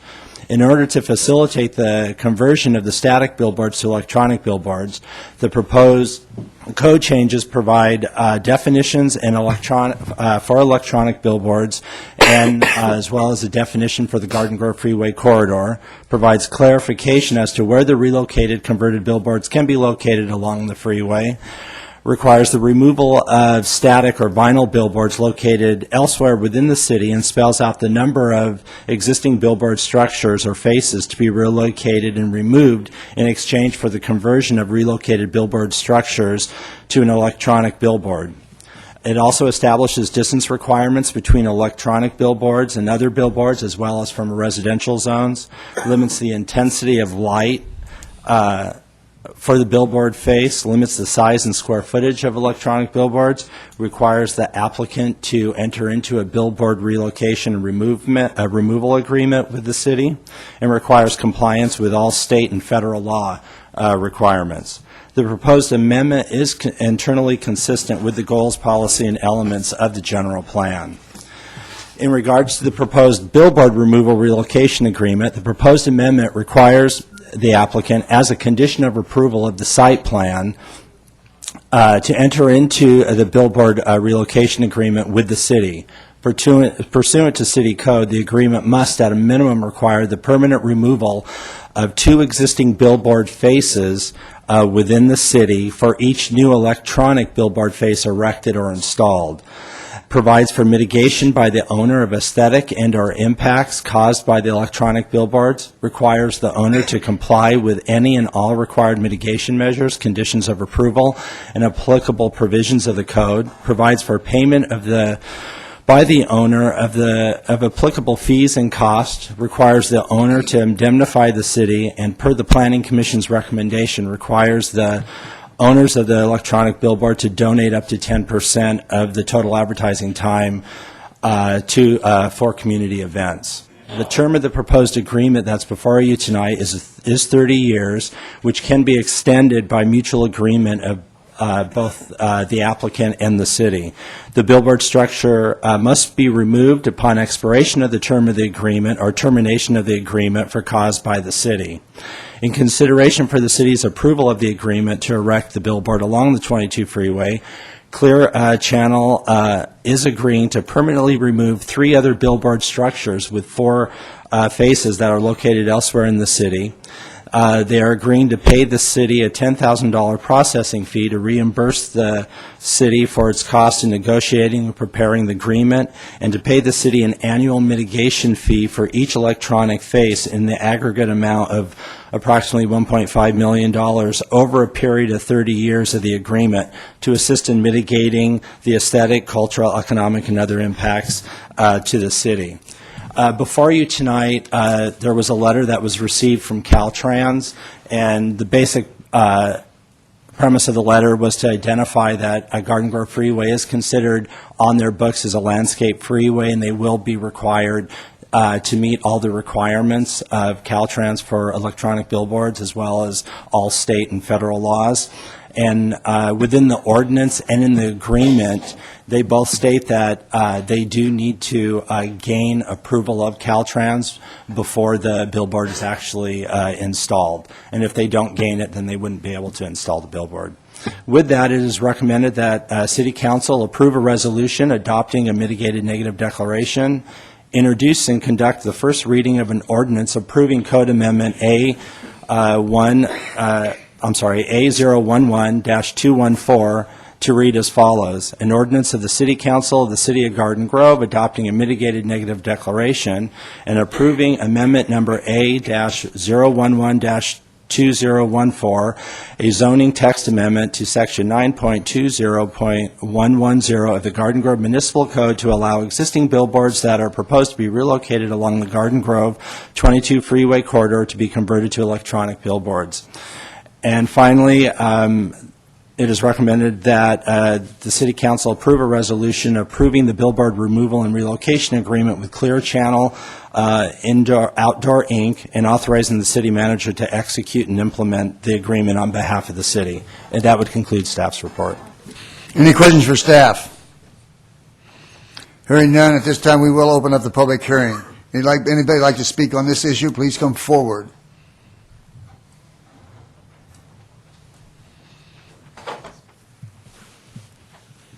To correct my previous statement, all those words apply 100% here. We're going to make a change. I know there'll be 5 yes votes. Clear Channel's giving us money. We'll go ahead and change it. Integrity, gone. Thank you.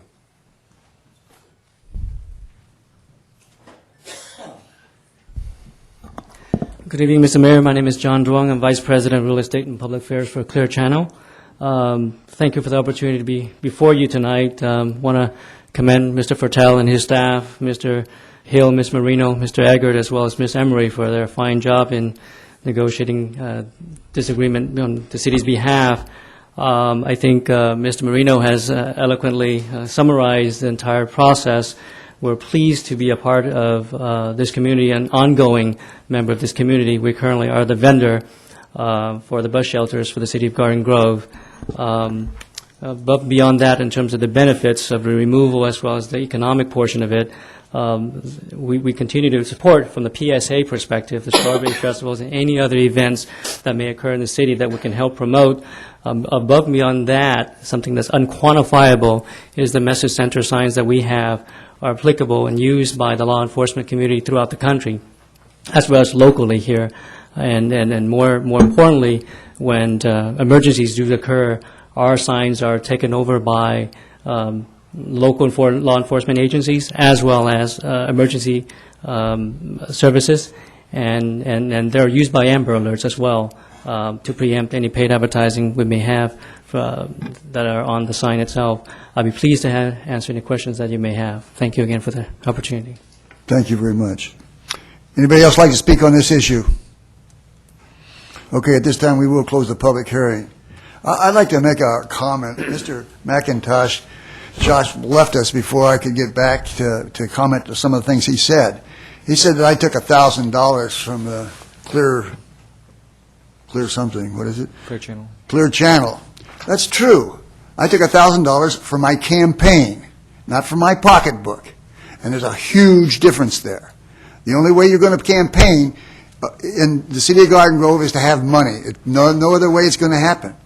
And I took $1,000 requested by myself from them for my campaign. That's not money I can go to Las Vegas on. It's not money I can go to Catalina or take a trip to China on. That is money that has to be spent on the campaign.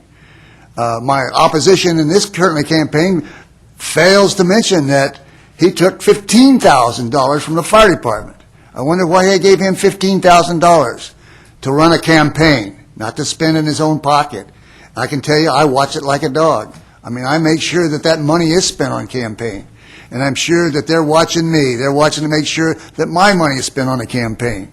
So when somebody gets up here and says that we take money, we don't take money from anybody. Our campaigns take money once in a while. And certainly, the salary that I make is $700 a month. That's $8,400 a year. It's certainly not a huge salary. It doesn't need to be any more. I mean, we probably put in the amount of time in a campaign in doing our duty here that a guy that plays golf a lot spends on the greens. I mean, there's no reason for us to be paid a huge amount, but we need to be paid for for the gasoline and some of the other things we have to do. Anyway, I just wanted to clear that up. Any questions on this issue? Yes. Staff, this is not pertaining to the CUP for Clear Channel. It's pertaining to changing an ordinance in the city, correct? Yes, it is. All right. So there you go. It's not pertaining to that CUP. And despite what's been said tonight, if the residents will drive down and up and down Freeway 22, you're going to see a lot of lighted signs. This is not the first lighted signs. So I don't consider it spot zoning. This is probably one of those signs that's going to help Garden Grove get more business into Garden Grove. And it's limited to the 22 freeway, where there's a lot of traffic that we're passing by Garden Grove. That's meaningful to our businesses and also to our residents who work in those businesses. Thank you. And I will be supporting it. Any other discussion? Just Go ahead. a question. So this, my understanding is correct, this will modernize the signs and standardize pretty much all the old signs that we have that are owned by Clear Channel? The relocation agreement requires them to remove the signs that are on the board there. So they will be removed in place of them being eligible for a new electronic sign. Great. Will it be a case-by-case, sign-by-sign process? If there are subsequent requests from other companies, then it would be case-by-case. We would look at, from a relocation standpoint, which signs they currently have in the city, whether it's on Westminster, Harbor, Garden Grove Boulevard, and we would negotiate which signs would be removed in place of them installing a new electronic sign on the freeway. And again, the specifications will be what we're establishing tonight through this. Yes. And through the process, 30 years, was that negotiated, the time frame? Yes, it was. Okay, and with that, at the end, you mentioned we can remove them for cause at the end of that 30 years?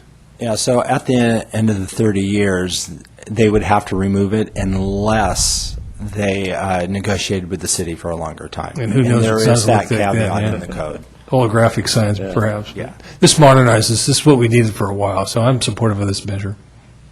Any other discussion? Hearing none, I'll entertain a motion. Yeah, I'd like to speak, actually. Okay. I just want to express not only my support, but actual enthusiasm about this. That for starters, we've been through this a few times, so we've gone through kind of a learning curve. So I think the perceived negative impacts of digital billboards is misinformed these days. There's a whole lot of mitigation measures that go into just the engineering of these things and how they're made, how they're built, how they're shaped, how the lighting works, how they can dim up or down based on the amount of ambient light outside. And so it's actually counterintuitive, but they're brighter during the day and they dim down at night, and they're just pretty sophisticated mechanisms these days. So that being said, first and foremost, this one sign located in an industrial area off the 22 freeway, which doesn't really create any visual impact to anybody within the surrounding area of where this particular one is located, will result in getting rid of several other ones that are old eyesores, the ones that are on our arterial streets and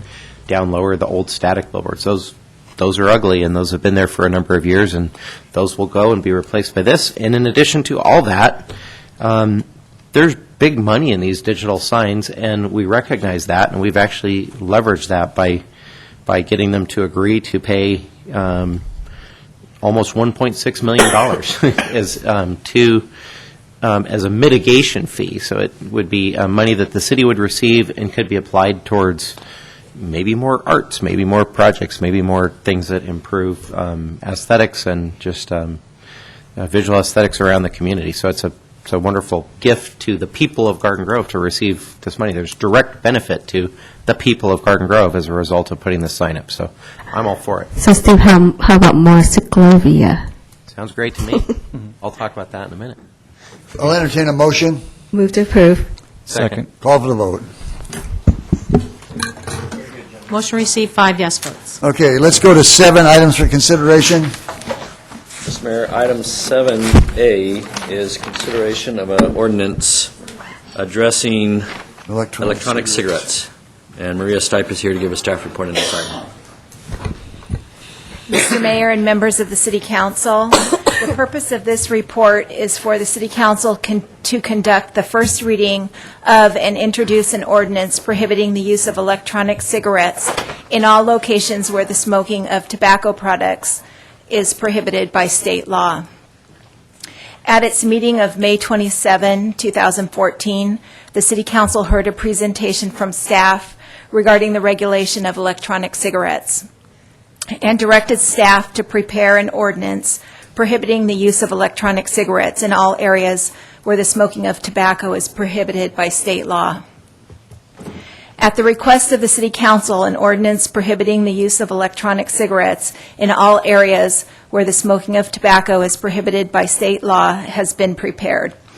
The ordinance makes it illegal for any person to use an electronic cigarette to deliver an inhaled dose of nicotine or other substances while located in any place where smoking is prohibited by state law. And the ordinance also makes it illegal for any person or employer to knowingly permit the use of electronic cigarettes in an area under the legal or de facto control of that person or employer and in which smoking is prohibited by state law.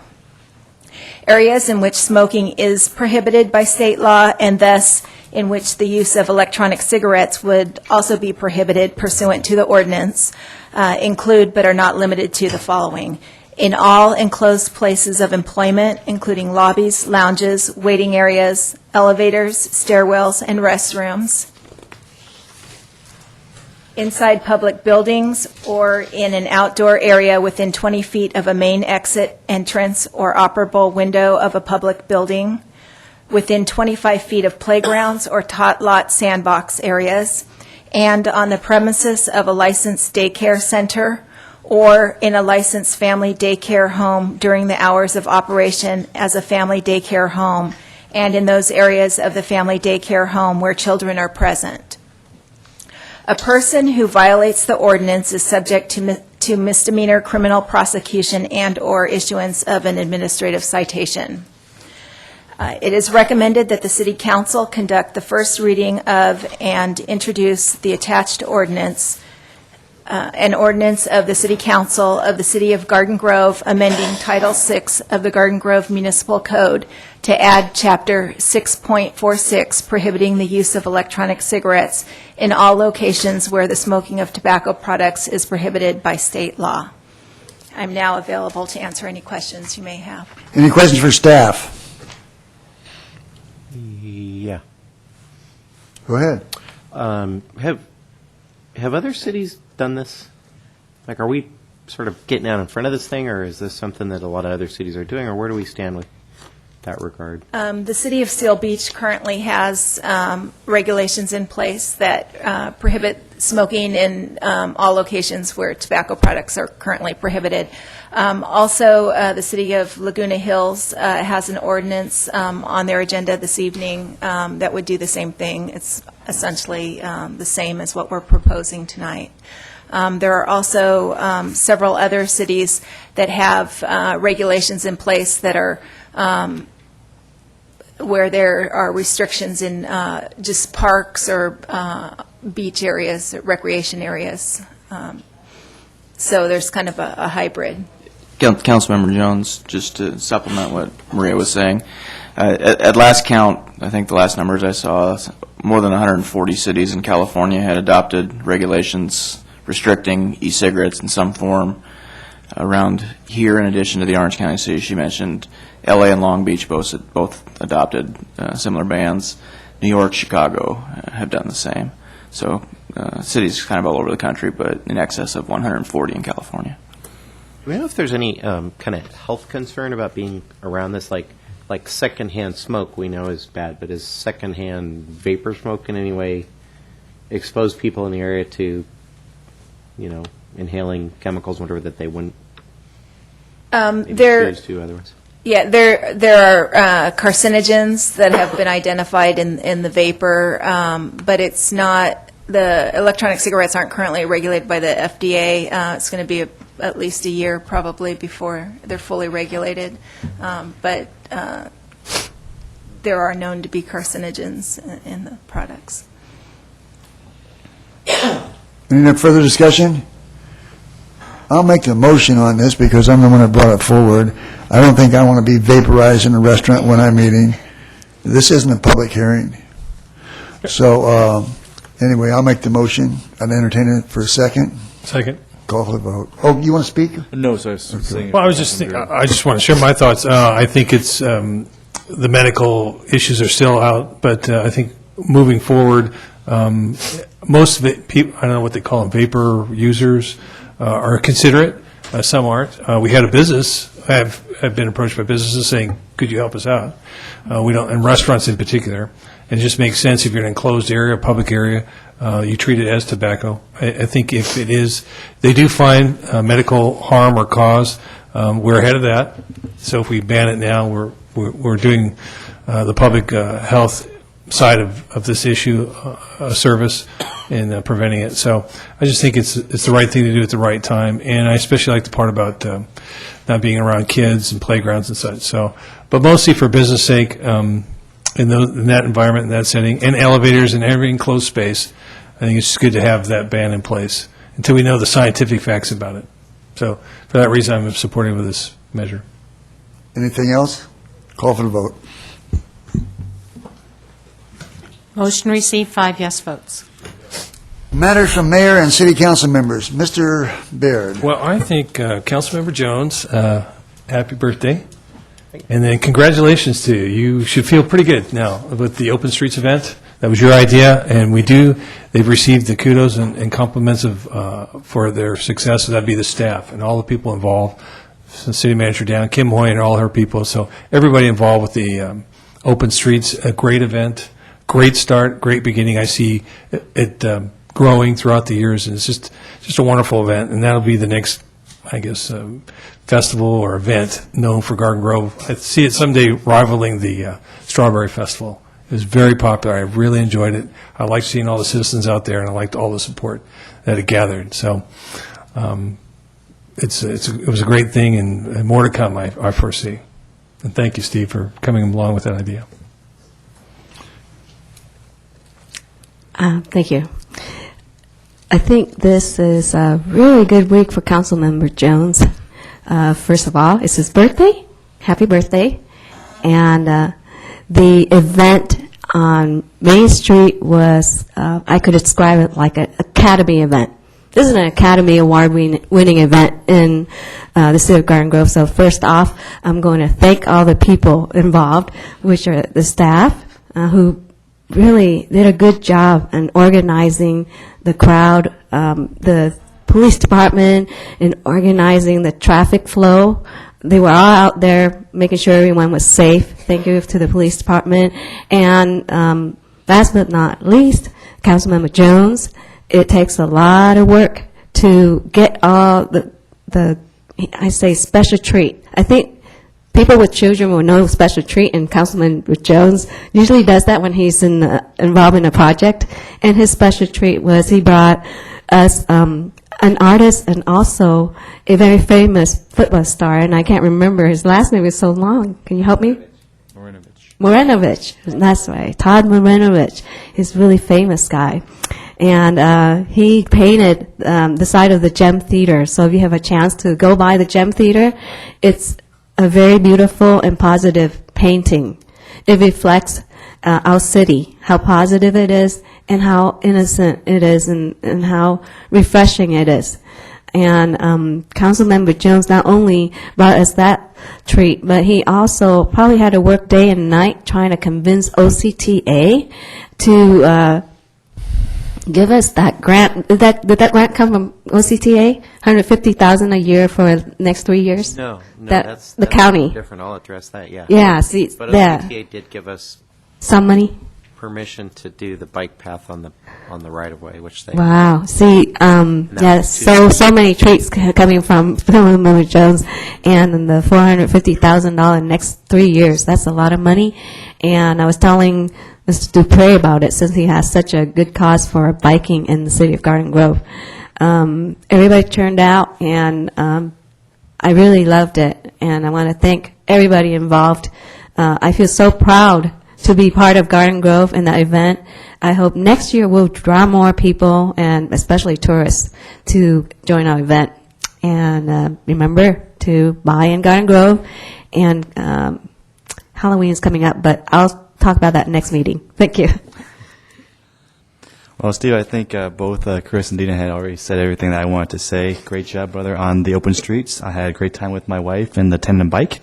Happy birthday to you. And also, as a reminder, this Thursday to Sunday, we have the Garden Grove Indie Fest, basically the film festival in downtown Main Street and Garden Grove. So please come out to support that. And then I know we'll have one more meeting before the next November 4th voting dates, but the absentee ballots are coming in, so make sure you timely fill that out, send it back in before it gets slipped through the cracks and we forget to vote. So please do remember to vote. That's all I have.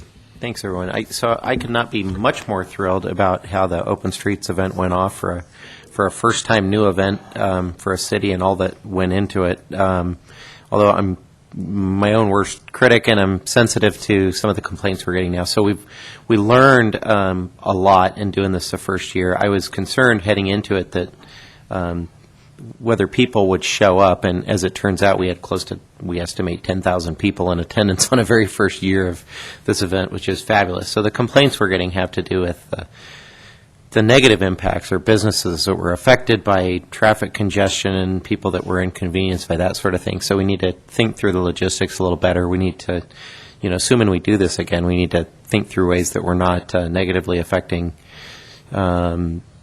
surrounding businesses and their sales and that sort of thing. Obviously, that's not at all what we're trying to do. We're trying to bring a whole bunch of fresh new eyeballs into town and just get people to really think of Garden Grove in a slightly different way than they ever have before. So I think we accomplished that hugely successfully. I want to thank all the hundreds of people that were passionately involved in planning of this event and who touched it, and all the staff who was voluntold what to do and things that were sort of outside of their job descriptions in a lot of senses. And it was just really neat seeing our staff come out of their shells and just really get engaged and involved in this whole process. And it was fun being a fly on the wall and watching it take shape and take form. So thrilled about all that. And there was mention about a grant and possibility of doing this again. I have to give credit where credit is due. There's a Councilwoman Michelle Martinez, who has been a very active supporter of active transportation and cycling and whatever in Santa Ana, tapped into a federal grant. This was like a $211 million federal grant. She figured out that the best way to approach it was if you have a collaboration of cities. So she actually got the Community Action Partnership to write a grant on behalf of the cities of Santa Ana, Garden Grove, and Anaheim. And we were recently awarded a grant which will bring Garden Grove $145,000 a year for the next 3 years. We're not sure exactly what we're allowed to do with it and how it works and that sort of thing. So it's not like we can just start planning the next big party and assume that the money's going to be there. We learned that this year. We had a $200,000 grant from SCAG that really propelled this event forward, and we're still trying to collect that money. So, although they're working with us good, and we've been awarded the grant, but then they didn't have money to fund it, and so we're sort of in the queue and we're waiting, and I presume that all works out. But just going and trying to chase down this money and be able to put on events like this is challenging, but we've got a glimmer of hope that we can actually do this again, and assuming we do, we're going to really self-criticize ourselves about how to be better at it next year. But for a first year, we had a lot of attendance, we had a lot of programming. When I was putting my kids to sleep that night, I said, so did you guys have fun at the event? And they both said, yeah. And then the younger one, Ashton, said, but we didn't get to do anything. and kind of what he meant by that was there was just so much stuff going on, and he wanted to stop at everything, but we were on an agenda. Like, we got to go over and see the BMX thing at 1:30, and then we got to go over and see Cabo Modern at 2, and then we got to, he's like, but I want to stop and play Twister, and I want to climb on the wall. So he didn't get to do anything. There was too much to do. So it was sensory overload, and that was kind of validation that we really put on a pretty robust event. So pretty excited. Thanks.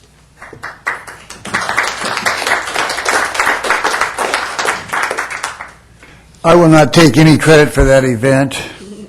However, I'm the guy that appointed Steve Jones to the council. And that's been, 8 years ago? Yeah. I want to say to the Boy Scouts back there, I've never seen a scout troop stay as long as you have tonight, ever. And thank you for sticking it out. We talked about the Army tonight a lot, and I spent 6 years in the United States Army. I was right between the Vietnam and the Korean Wars, and a lot of guys that I served with, our whole unit was sent to Vietnam just days after I got out of the Army. And a lot of guys I knew went over there, and a few of them never came back. So it's not an easy thing. I guess we'll let it go at that. I've been beat up on a couple of things tonight, but we'll let it go. We will be back on the 28th, and we'll see you then. Thank you very much. Thanks, Steve.